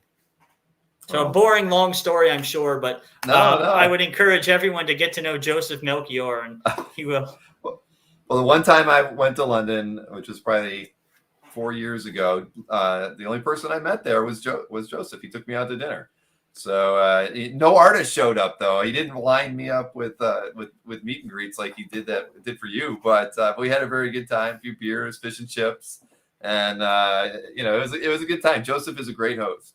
He is a great host, but all of those comic art, they're now friends of mine too, many of them, but I didn't know them. And they were so kind that day, right? They invited me to breakfast, brought me in, so I didn't have to wait in line. I went out to dinner with them. Until there was like Wizard magazine, I didn't know what anyone looked like. How did I know that guy's Dave Gibbons? I don't know. I didn't know what anyone looked like. And so anyway, they were all really nice. Dave was great. It was a great show, probably the best show I've ever been to. And so I'm always, it's always with pride that I will store Joseph's art if he needs me to. Yes, as I was talking about you being, yes, you're an art mule, lots of smugglers. Yeah, I know. I'm dangerous. And yeah, I've never met Rufus though, but I've emailed with him a bunch. I built his website too, and still host it. So yeah, I email with him a couple times a year. But he seems like a really nice guy. Really nice guy, great artist in his own right, of course, as people probably know, and an art collector too. He was Gary's agent and a good friend of Gary's, and a really great guy. I haven't talked to him. I haven't been in London for a while now, but just terrific. And again, I met all these great people, all because of Joseph. It was one of my best shows ever. Well, it's good things come when you're usually not looking for it. So that worked out incredibly well for you. It did. All right. So we went from there. Now we're going to go to something a little bit older. Okay. The Superman 12. So, I was working at another company, and it had some really good business success, and they shared it with us, and I really wanted to buy something to thank myself for all of my hard work. And I was wandering around San Diego, and this piece was sitting at the Heritage booth that it was coming up at an auction. And I was like, oh my God, I fell in love with the piece on the spot. I mean, I had to have it. I made clear that everybody knew I didn't really care what it cost. Whatever it cost, I was going to win at auction. I just didn't care in the slightest. I had to have this. It just said something to me. You know, it was this is the purchase that made my golden age collecting. Just, this is it. I saw it. I had to have it. I bought it. I won the auction. Probably some people who might have bid probably thought, this Finn guy, I think he's a lunatic. Why waste my time? He's clearly going to go act like a fool. And I really didn't care. The minute I saw it in their display case, I had to have it. And I was fortunate enough to win it.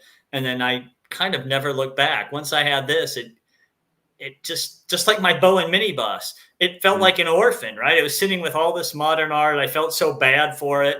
I felt like I need to go buy some more pieces.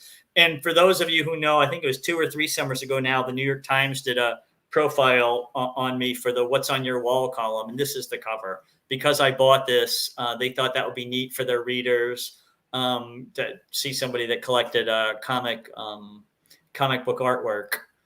So I got interviewed for real by George. I never was interviewed before. They put the little phone thing next to you, and then a professional, one of the New York Times photographers, comes and sets up a whole thing in a house and took photos. And I thought that was really kind of cool. And I hope it did good things for comic art. But yeah, this poor piece was an orphan, and now it has, like, I don't know, 1,000 brothers and sisters, and it needs more at all times. And as Samuel said, yes, done by Fred Ray. Done by Fred Ray and rescued by Jerry Robinson. He saw the piece. You'll notice the top got a kind of a some construction on the logo there, because Jerry loved the piece and brought it home from DC, or they gave it to him, or it was in the garbage. I don't quite remember how the story went, but anyway, that's how it went. Wow, that's amazing. And you know, and it's cool that you got written up about that. I know collector Jeff Singh has been written about numerous times because of his collection and the artwork that he collects. And I think that's great when collectors get featured in major newspapers or periodicals, because it doesn't happen too often in our hobby where the collectors get the attention. And, you know, it's usually an artist, or a lot of dealers get asked stuff, but I love it when I see a collector get their dues. I do too, and kudos to the Times and to George and others for saying, hey, let's not just write about people with Picasso. I mean, they really do. Like, What's on Your Walls is the name of their column. Maybe it's monthly, I don't know. And they try to mix it up. And I guess I bought this cover at a time when they thought, oh, that'd be kind of neat to do something on comic art. So of course I had to frame everything and make my wall look really cool and do the best I could to be a good ambassador for the hobby. Wow. So did you clip the article? I do. I have it. I do. I have it. My mom, who's passed away, really enjoyed seeing it. She's like, "Wow, you're in the New York Times." I said, "I know, and I'm not in trouble. This thing matters." Right, exactly. Oh man. All right. Well, here is this is from the same year as the Superman piece, 1941. This is Pep Comics number 17. Yeah, this is the first appearance of the Hangman. So I believe Sean Clancy may have owned this, and he consigned it to Heritage. And so again, here I was. The Pep Comics logo is a restoration, but the whole cover was otherwise intact. It was a hand colored. It's signed by the artist, but this is the very first appearance ever of the Hangman, I believe. And so I really wanted it. There were not a lot of Pep covers out in the world, and I did my usual. I had to have it. Yeah, I think probably maybe Jim Halpern and I went after it. I don't remember, but somehow he must have got distracted. But I managed to win, so I was very happy. But Wow. it's a MLJ, so the guys that own Archie were MLJ. It's got some of their heroes, and you just don't find it. I mean, for whatever reason, MLJ art's really hard to find. I own a few pages, but it's not very common. Somebody must have an awful lot of it, but not me. Well, it's fabulous. It's absolutely beautiful. Sorry, and again, another one that I could stare at for a long time. I mean, I love artwork from this period, and this one is just amazing. And hey, just before I forget, both Alfredo and Jeff said they would love to see the article that that the Times wrote on you. So whether you wouldn't mind maybe taking a scan of it and posting it in your CAF gallery, I'm sure both of those guys and myself would appreciate seeing it because I'd love to read it as well.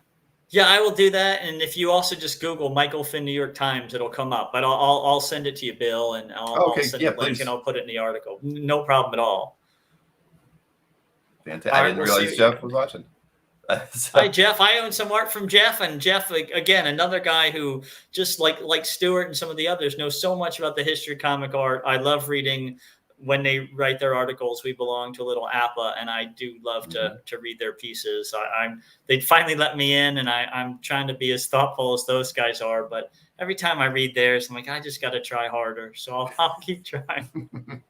I tried to do it for 2 or 3 years myself. I couldn't keep up, and I knew I wasn't living up to everybody else's standards. So I dropped out after maybe doing 6 or 7 articles. Just it was time consuming, right, to do a good job. And some guys would turn in tomes with that. And so, I'll just show you how thick one of these is.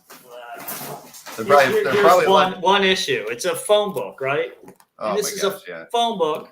And I will confess, Bill, that I spend a lot of time trying to make sure my articles are good, good enough. And I'm always learning when I read them. There's always a chock full of amazing information. Very true. They are sought after. When you see them on eBay every once in a while, well, and they always go for a lot. I mean, it's amazing because it's the best thing in the hobby that nobody knows about. Because if you're not a writer, you don't get a copy of the books, right? And so they're just an asset. I sold half of the ones I had, and I wish I had because they're so hard to come by. I joined the group. I think they're on issue 114. So as soon as I joined the group, I have all 114. I'm one of the few people. The minute I joined, I said, well, I have to go get them all. So I got 99 of the first 100, then bought a couple of the ones they still had. They had a few extras, bought all those. Ron Sonnenthal, Steve Stein gave me for free 2 that I was missing. And somebody else, maybe Ray Cuthbert, sold me another one. But again, shout out to Ron and to Steve because they knew I was trying to get them all and I was too short. And I've told them, guys, if I get them all, I'll loan them out from time to time. But I'm thrilled. And now I got enough reading for 30 years. But they're great. I mean, if you like original art and you want to learn about it, they're fantastic. CFA, APA, and I think they have a few open spots. So if you're really interested in writing and learning, let Jeff Singh know because I'm just a new member and he's been there a long time. There you go. All right. Well, here's another vintage piece of art. Let me get this one up here. Okay. So Bernard Bailey was a DC inker, and then he had a company called Bailey Publications, and they packaged and had a line of comics. I know everybody here has a copy of Trophy Comics in their collection. No, it's unpublished. So here's a funny story. Bailey Publications runs out of money. Their financier goes over and with their takes back all of their art, takes back, I don't know, 500, 800 pages of art, penciled, inked, lettered, and puts it in his house. And then he, I don't know, dies 30 years later. His kids just leave it there. So 63 years later, they're like, maybe we should sell some of this stuff. So I bought as much as I could. And Bill, I'm going to step out of the frame for a minute. And when I'm next back on, I'll put another, well, hopefully it won't be blurry. If it is, you can't see it. Oh, here, I'll pull this away. Right, hang on. Can you see that? Xandu. Oh, yeah. Wow. This is another complete story. I've been all this Bailey Publications artwork. So Trophy Comics, the Jinx, there was no Trophy Comics. He never made it to publication. I have a Johnny Law Splash. Johnny never made it to publication. The Golden Age Mr. Miracle. No one ever even knew that it was a golden. He didn't make it to publication. So I've been, but like 65 years, 70 years, that's crazy. This guy seized it because the company went bankrupt and wasn't making his, so he took it and he just left it there in his basement or his attic. His kids were like in their 70s, so like, we got to get rid of this.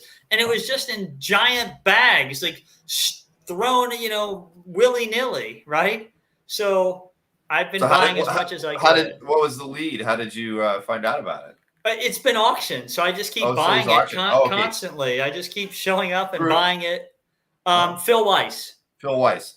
Phil Weiss is like, I have tried to get on their mailing list. I always hear about those auctions after they happen because I usually pop by Mike's. He's like, oh, I just finished, I got a whole bunch of artwork from Phil Weiss. I'm like, that guy does not do anything to market their auctions. I mean, it's probably they're all happy. I can't say I've ever run a press release for Phil Weiss. Really? Would you think that they don't? You would think that CAF would be the place. If you were going to put an article anywhere about what your auction was in your auction, you would send it to CAF, right? Never. Not once. I can only say the Weisses, because there's a few of them. I think they're probably a family, are great to deal with. I love after I purchase, they ship it out. Everything's great. There aren't a lot of people dying to get unpublished. Xandu, the Man of Mystery, Prince of Magic. Not a lot of people dying to get poor old Xandu, but I certainly am. And that Trophy Comics cover, I really wanted those. Oddly enough, poor old Bailey had a whole bunch of really cool comic titles that he never got to publish. Barrel of Fun, he had all they're Knockout. I think that's a great name, but nope. So that's my story there. This art has been hidden for nearly 70 years, and so I'm happy to own it. I care a lot about it. I'm glad it made its way to your collection. Because you never know what could happen to something like that. Like you said, it's sat in storage for years, and I'm just glad that the family decided to auction it off and not like give it to sell it on Craigslist or throw it out or something, give it to Goodwill. I'm glad they saw value in it and actually at least tried putting it out there. So that's great. Me too. And if you allow me to digress, for those who know that I write this comic book featuring all these Golden Age heroes, it won't surprise you to know that many of the unpublished heroes are making appearances in my comics. I'm like, these guys are going to see the light of day. I'm going to be sure of it. Well, that's great. That's great. And we will be talking about that fairly soon because we've got a few more pieces to show. And then I'll knock through them for you. All right. No, well, the Wags is actually the next piece here. Okay. So this is fascinating. Wags, for those who know their comic history, was done by Eisner and Iger. Back in 30s, early 40s. It was done for Australia and the United Kingdom. So these Americans were making this comic for Europe. Most Wags were destroyed in the Australian and British paper drives. I never met anybody that has a complete run of Wags. I have 2 Wags covers in my gallery. They're 2 of the oldest comic covers. Everyone believes they were published, but no one's sure because I haven't met anybody that actually has the wags. Most wags were just, I've never even seen a complete run of wags, and everyone I ask has never seen a complete run. But Hawk of the Seas was an early Eisner title. And so this is one of the wags covers. This is one of the earliest published comic book covers, assuming it was published. Again, it's kind of a weird orphan because it was created by Eisner Iger, right? The famous American shop in the golden age, but it was produced for the overseas market. So wags were never sold in America. So I talked to all the Australian and UK guys I know, trying to figure out, were these ever published? But to this day, nobody knows. I'm always trying to find out. Just so I think it's a great piece of history. It's as I said, one of the oldest comic covers, which is why I like it. I just think it's kind of neat. It's much larger than Twice Up, so you can see the size they were working on. I think I have like a Myrna Loy cover as well, another Wags, but nobody knows if either of them were published. Wow. So this is from 37? 37, 38. I mean, I'd love to tell you when. 39. I don't know.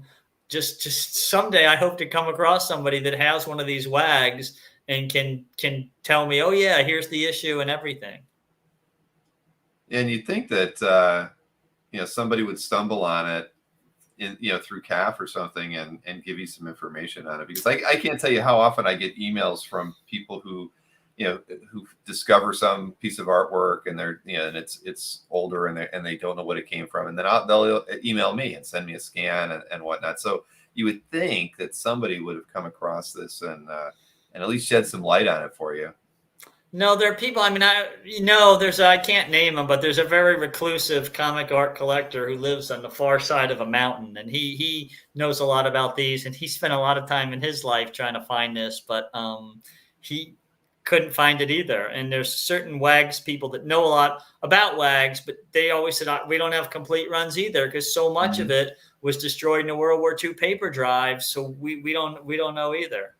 And yep, it was published for Robert Dennis and Jumbo Comics, but we think this may well have predated it in wags as they were packaging and creating them for an overseas market. We just hope somebody gets the covers. I mean, hope somebody here knows someone with a complete set who can tell us. That would be nice. Well, now we put it out on YouTube that we're looking, so that hopefully someone will reach out to you in your CAF gallery and let you know. And if you do get any information, let me know. That'd be pretty cool. I promise to. I can't. I really hope so. Okay, well, let's see. This is a very nice piece as well. This is the John Romita Captain America Golden Age page. So Chuck Costas, I really wanted, he helped me. He's a good friend of mine, and he used to have this comic art gathering. He sold me this. And for those of you who know, I think it was Scott Dumbier who used to have the coin flipping. Chuck and I didn't know how to price this page, right? Didn't Scott used to flip a coin for differences? He did. Yeah. Oh, okay. Yeah. So Chuck and I can't figure out how to price this page. We really don't know what to do. So we hit on this great idea. We'll call Joe Manarino, and whatever price Joe says, that is what I will pay, and that is what Chuck will accept. So of course, Joe's really thrilled that the two of us call him and lay it on him. But we're like, Joe, we don't know how to price this. We've agreed. Whatever you say, that's what Michael's going to pay and what Chuck will accept. So, we had a night. It was fun. I mean, there's a lot of fun. There's a lot of trust between me and Chuck, and we both, had a great faith in Joe's judgment in this. So that's why I thought this would be fun. Plus, it's signed by Romita. It's a pretty early Romita piece. It's a great cap splash. Poor old Bucky tied up. These kids' sidekicks just weren't so good back in the day, right? They were mistreated. They sure were mistreated. And, I love the page. Early Marvel, early Timely at its finest. Wow. Yeah. Good night, bootlegging. Thanks for hanging out with us this evening. So, But yeah, I totally agree, and that's funny that Joe would have been the right person to ask about this. That's for sure. I mean, he's got a very vast knowledge on pricing, and that's the funny thing even today, right? I mean, with the way the hobby's gone, you almost have to ask somebody else, Right. you know, because it's where pricing is today. It's so subjective. You know, I don't. You know, I've run into that with Mike, like when we're trying to price art for dueling dealers. I mean, I don't help him too much, but we look at it sometimes and we're like, you know, I don't even know what the price is on this. I might say it's $8,000, but somebody's probably willing to pay 15. You know, it's an odd but a piece like that, all I'm trying to get at is a piece like that would make you question it. You know, at that point in time where you almost want that third person to come in that you trust to say, this is what what the price on this thing should be, because Right. as collectors, sometimes we just don't know. We don't know. There weren't a lot of comps, and Chuck and I were friends. I mean, he didn't want to get crushed, and he didn't want to, blitz me, and I didn't want either. Well, we both agreed we want to pay a fair price, but there were so few comps when we did that deal. We're like, I don't. And Golden Age was probably a little more disliked then than it is today. So, I'm the buyer of disliked art. So I was really happy to have that paid. Well, I'm glad that you are the buyer of disliked art, Me because too. it ends up on CAF, and I think and again, that's the stuff that I didn't see a lot of myself early in collecting, and so if it weren't for your CAF gallery, we wouldn't have a really good record of some of these pieces. Well, I think Harry Mendrick's in here, and he's got a bunch Harry. of. Yeah, Yes. Harry's got an amazing. Whenever I see him post a comment on my piece, I'm like, oh, that must be a good one, because he's got a great eye and a great stuff, and I'm always really happy when I see. I'm always happy when anyone comments, but when the people that I know really know Golden Age, do something, I'm like, hey, I must have got a pretty. That makes me feel good, because they've all been at it longer than me, so I'm always feeling proud of that. Very nice. All right. Well, we've got let's see, 2 more pieces here. This is okay. This is a good one. This is from something you don't see too many published pieces here from Peters. Yeah. So this is what's crazy about this piece. It's a Peters Golden Age Wonder Woman splash page. So you don't see any. You see very few of those. Of course, this is unpublished, right? It was written off. You see the stamp down at the bottom.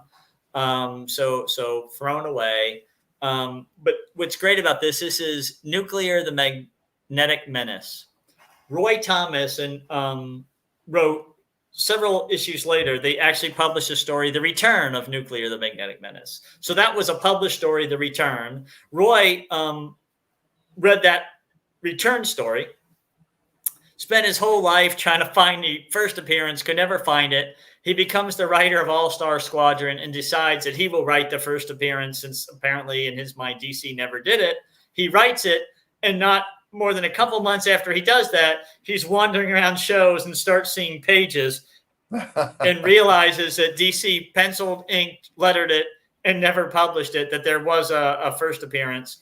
What I like here is that tied up, Wonder Woman, if you'll notice, has high heels. So she runs around fighting crime with high heels. But it's by Peters, the famous H.G. Peters, the Wonder Woman artist. It's a splash page.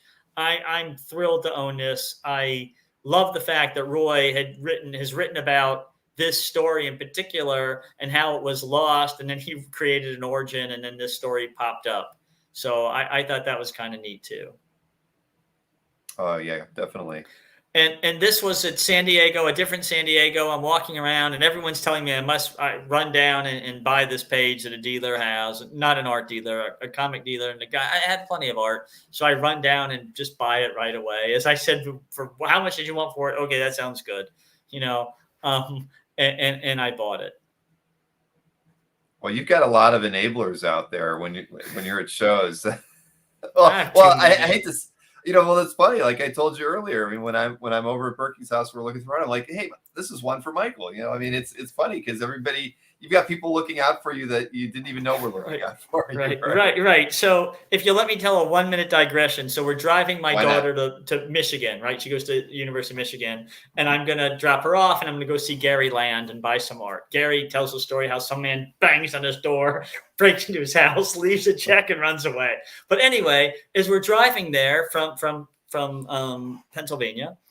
We drive by a street sign, on the highway says Ravenna, Ohio. I'm like, what? That's where Mike Berkey lives. We should go. And my wife says, well, do you want to call him? We could stop for an hour. I'm like, woman, are you out of your mind? How can I go to Mike Berkey's house for an hour? If we go there, there will be no dropping off our daughter at the University of Michigan. I'll trade her, the car, and everything in it. So or you can pick me up on your way back. I have told Mike, and I absolutely now plan to go to his home on one of the drives. But I couldn't believe that we were driving by. Like, I was so upset. There should have been a sign like the home of Mike Berkey. I was just, I couldn't believe it. I was, gobsmacked. I'm going to be right by Berkey's house. But I did have a good day with Gary Land, and I was very happy with that. So that worked out. Well, you definitely need to make a trip to the Romita Mansion, because it is pretty amazing. I'm going to try. He claims he has Golden Age art hidden around, so I'll be there. He does. That's the problem. Like I told you, we've been going through all these bins that he hasn't looked at in years, and that's where I'm always like, "Hey, this one's for Michael. Set it aside." I usually find at least 1 or 2 pieces per bin when I'm going through them. Oh, I love it. Thank you. Please keep doing that. Doing it. I need the help. I need the help. I will do it. I will definitely do it. All right. So let's see. This is the final piece that you had sent me. Oh, okay. I want to talk about this one. So this is a doozy. This is an amazing. I am a lawyer. Piece. Yeah, I am a lawyer. I've represented multiple artists in working out the Miracle Man rights. All of them are on this page, and this is a jam piece they did for me, which Marvel published. But if I get it right, so I started by representing Gary Leach, who drew the Warpsmith. Then I represented Alan Davis. So that the Miracle Man main figure is Alan, and then below is Alan pencils and inks. Pencils and Gary inking. I did each art team that did Miracle Man. The evil Kid Miracle Man and Miracle Woman, I believe, are Miracle was John Tottleben. Rick Veitch, of course, did the villain down there and his little dog, whose name I forget. Maybe someone else remembers. And then Gary tied in all the background. So I have all the art teams on this. What was great was I was a fly on the wall in the emails between Gary Leach, Alan Davis, Rick Veitch, and John Tottleben, as they're working out how to do this piece and who's going to do what, and they're mailing it back and forth and talking about composition and remembering those days when they were working together and working with Alan Moore and trading Gary penciled the first bit, then he inked Alan, then it was Alan Davis, and it was just Alan Davis, then Rick popped in, then John Tottleben popped in. So it was a great pleasure for me to help them on their legal work, and this was their thank you to me. So this was my fee, because I do all my legal comic work pro bono, so I don't charge. Most of the artists will usually draw something sometimes, and this was really a lot of fun. They seem to have a lot of fun laughing and making fun of each other. Garganza, thank you. That's the villain, that doctor down there at the bottom, and I can't remember. His dog can grow into a miracle dog. So anyway, that's the story. It's twice up. Marvel did it as a wraparound cover. And that's a piece I have on the wall just because I like to remember working with each one of them and the many calls we had as we were either working or working on this piece. And I felt like, for those who know, John's had a lot of vision troubles. And the fact that he took the time to do this for me meant the world. He didn't have to. And Alan Davis, these are all busy guys. And someday, if they'll ever let me, I ought to publish the emails, because they're just hilarious as these fellows are working out how they're going to do the piece and who's going to do what, and kind of making fun of each other.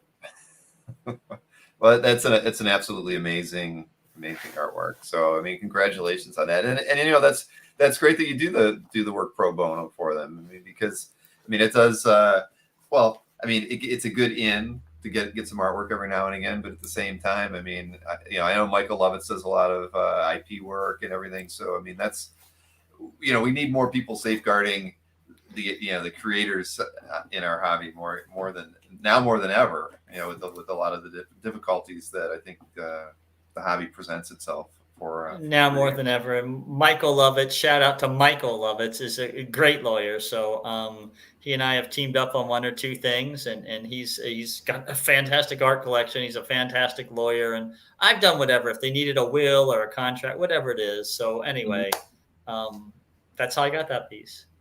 Okay, and I should have mentioned this when you mentioned Harry's name, but I've got Harry Mendrick on next Tuesday.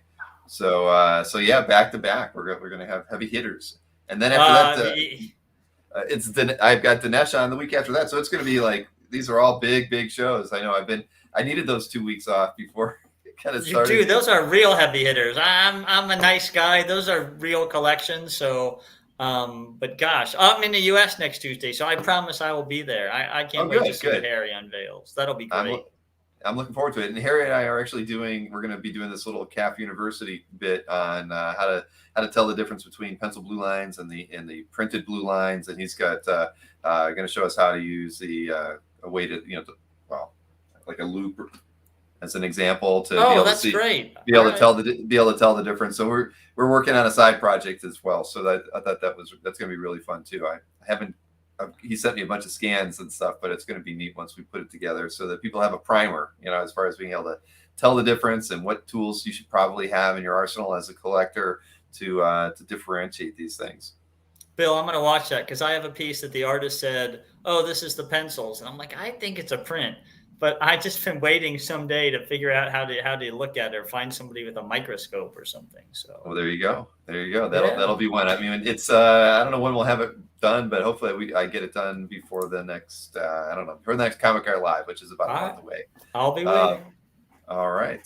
So listen, why don't we talk about that comic project that you've got going on? And I do have a link I can share with everybody in the chat, and I'll put it into the YouTube description as well, but let me at least copy and paste this for everybody. Right, so real fast, this is the Liberty Brigade. It's my comic. It's all my main artists are Barry Kitson, Ron Friends, but I've got covers by Sal Buscema. Here's a by Sal. I've got a cover by Starenko.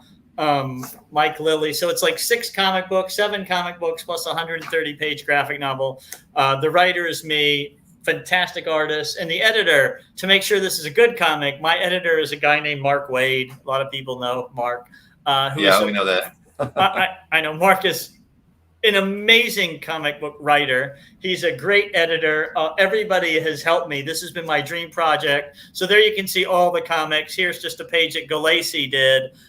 There's some one-page origins, so I could kind of reacquaint people with who some of these Golden Age heroes or villains. This is the origin of the Claw. You can see his mother, like the stripper, marries this crime lord. They have the kid. They're so distraught. He's so ugly. They throw themselves off the cliff.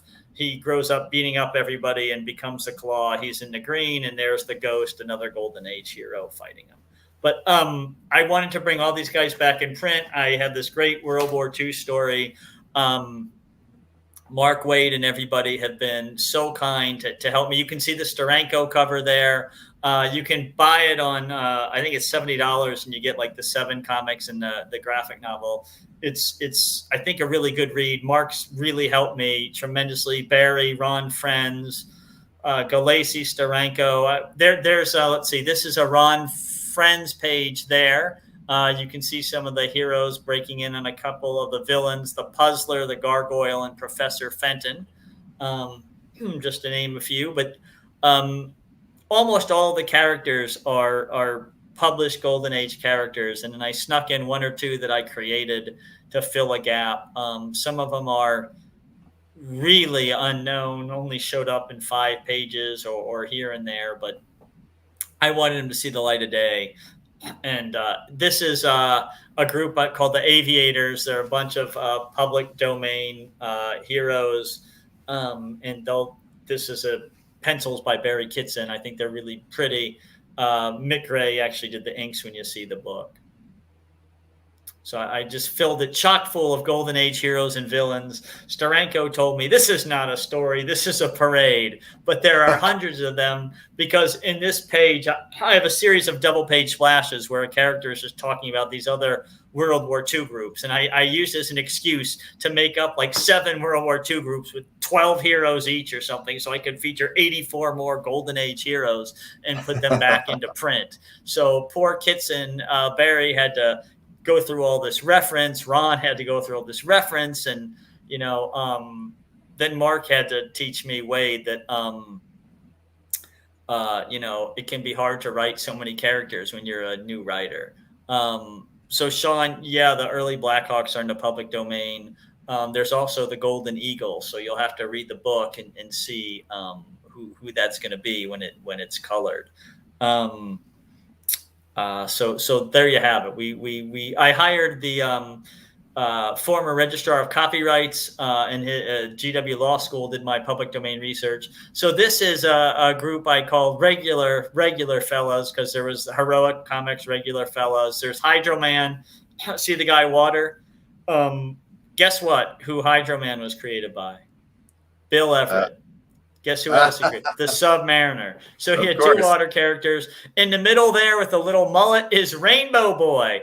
And somewhere in my CAF, I have one of the first appearances of Rainbow Boy. There's Music Master in the upper right. Then there's, oh gosh, I'll forget a Fearless Flint is another one of them. And then I put, I have the female superhero in there too, because I thought that she belonged in the comic as well. So let me see if I can just pull up right quick the colored page. Yeah, so here, let me see, Bill. I'm just going to try. Here you go. Lady Fairplay. I don't know if you can see me, but here's the beautiful double page color. Here's from the graphic novel. So that's Lady Fairplay. I just felt like she should be on some team. So I made up this team, and they're in a double page splash. And Barry just kept drawing these. The book's late for 2 reasons. One, it just took a long time to get done. And 2, there was no controlling me. So I was like, oh, I'm going to add, the coming of the Liberty Brigade, because I should tell that story. Then there was some stuff I wanted to do and no one would let me do it. So I'll do the lost scenes. And I just kept adding pages. I also own every page of art. So every time I was like, oh, I think I could have another 3 pages here. And even Mark, Wade, everyone's like, Michael, for the love of God, bring this thing to print. So it's about 300 pages. It's, I think, a pretty good story. I had lots of help from people who are fantastic experts. And we're going to do an issue 2 and an issue 3. Issue 2 has Doug Braithwaite already turned in 11 pages, and Walter Simonson did a cover for us, and Jim Starlin did a cover for us, and Alan Davis did 3 covers for us. So I just I told you I went nuts. I commissioned everybody, said I wanted to publish it, and I think everybody was very kind. I think there's an affection for the Golden Age characters. Well, that's their roots at the end of the day. And I mean, if you can get Simonson and Davis, I'm in awe. I mean, that's a lot of wrangling on your part to make this happen. So you should make it exactly as you want. You can allow to have a little bit of creep in the project if it ends up netting you, that much extra content that you really want to present to everybody. There is a lot of it. Bill, will you indulge me 10 seconds? I would like to show off one more page if I can do this. Sure, of course. Because let me pull this up.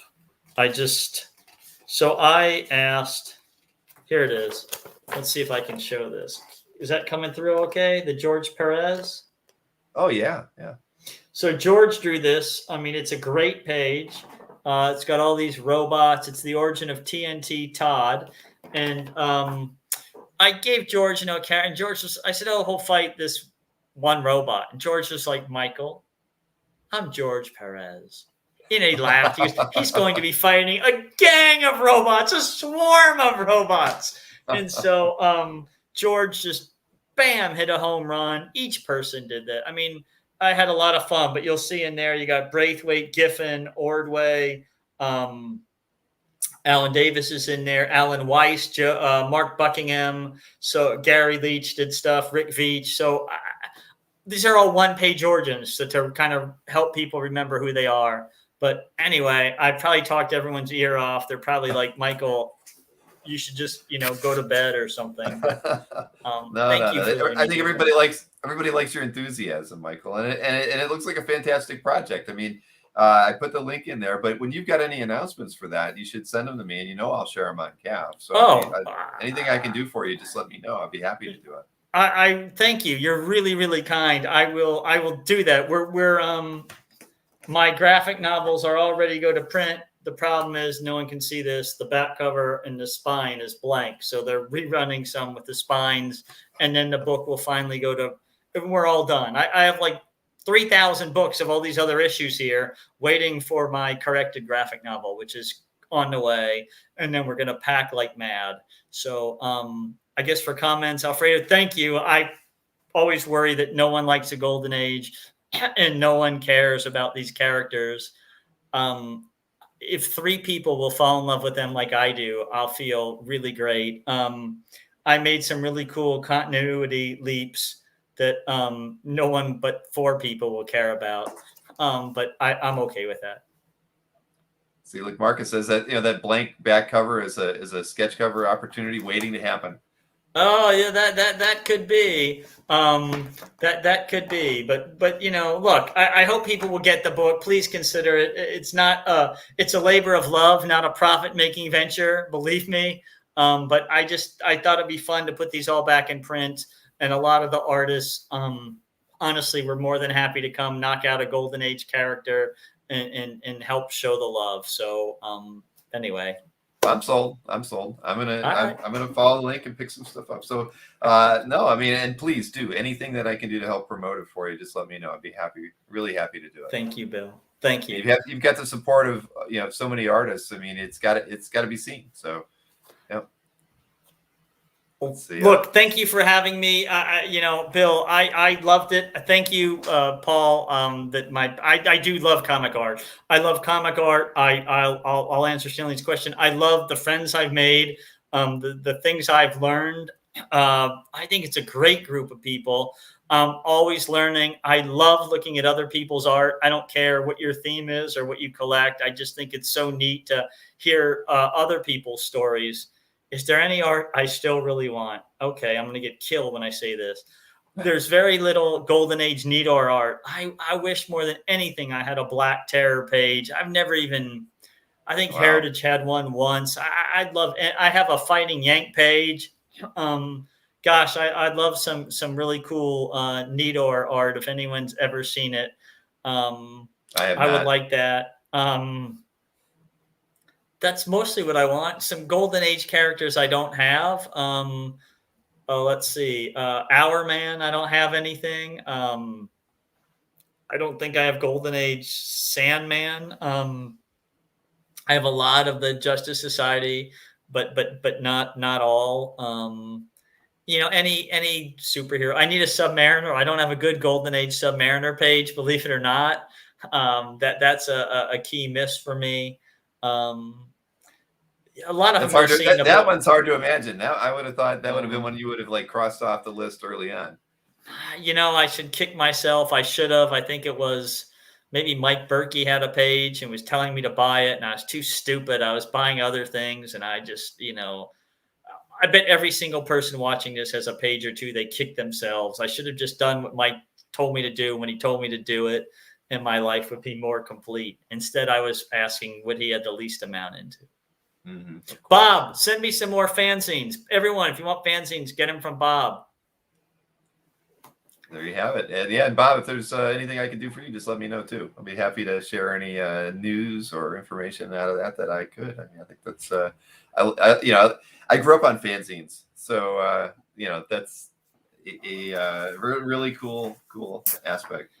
Well, and you can guess my favorite fanzine. It's called The Golden Age. Right. So I have as many of those as I can get.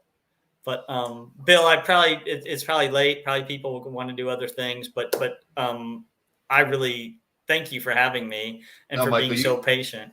I'm glad we worked it out. I mean, I was getting a little nervous there. I knew your schedule was crazy. I thought we may end up pushing it into 2022. So I'm glad we were able to get this done now. And again, I appreciate it. The thing is, I appreciate the fact that you've been on CAF for as long as you have and been sharing your collection for as long as you have. And you've given so many people a lot of enjoyment. I mean, that's what CAF is all about. It's all about sharing your passion for the hobby by showcasing artworks from your collection, right? And you've done that for a very long time. I mean, one of the things that would be cool for me one day is to kind of see whose galleries have gotten the most views. But I'm sure, you know, with all the artwork that they presently have in it, your gallery would probably be one of the ones in the top 20, right? Because it's been out there for so long and you've been sharing your collection for a long time. And that means more to me than any, you know, any premium membership I get or anything like that. It's the fact that people love to share their collections with other people. And that's why CAF was built, and, you know, you exemplify that. So I just thank you for everything that you've done to make CAF relevant too. You're the one who gave us a home. I mean, Dave Donovan, who posts and stuff, the one in DC, when I first met him, he'd never met another comic art collector his entire life. Heck, Dave was probably, I don't know, 48, 49 years old and never met a single person. So look, everybody loves CAF. I think it's great. So thank you. And gosh, anybody who listened to me drone on, thank you very, very much. I hope I was interesting, and I hope people liked it, and I hope I brought something new for everybody. Oh, you definitely have. You definitely did. I can't tell you how much I'm so glad we got to have this conversation, Michael, and everybody who tuned in tonight too. You know, this was a good turnout. I think we peaked at around 80 people watching us at one moment, so that was good. I'm so pleased. And you know what? Hey, do you mind if I actually end the show with a little teaser for my Saturday show? Because Mike Berkey wanted me to show this tonight. Oh, for Mike Berkey, of course. Go ahead. I know. So everybody knows I don't have a Dueling Dealers episode tomorrow because we did our show on Monday. But on Saturday, Mike and I are doing this Raiders of the Lost Art show where he and I have done a couple separate bin dives and selected 50 artworks to be in this sale that we're going to do on Saturday at 5 p.m. So we've just tried to have fun with it, and you'll get a feel for it by seeing this little 30-second video clip that I put together. All right, Pops, we're almost to the warehouse. That map says there's treasure there, Junior. Just hold on to your hat, old timer. Okay.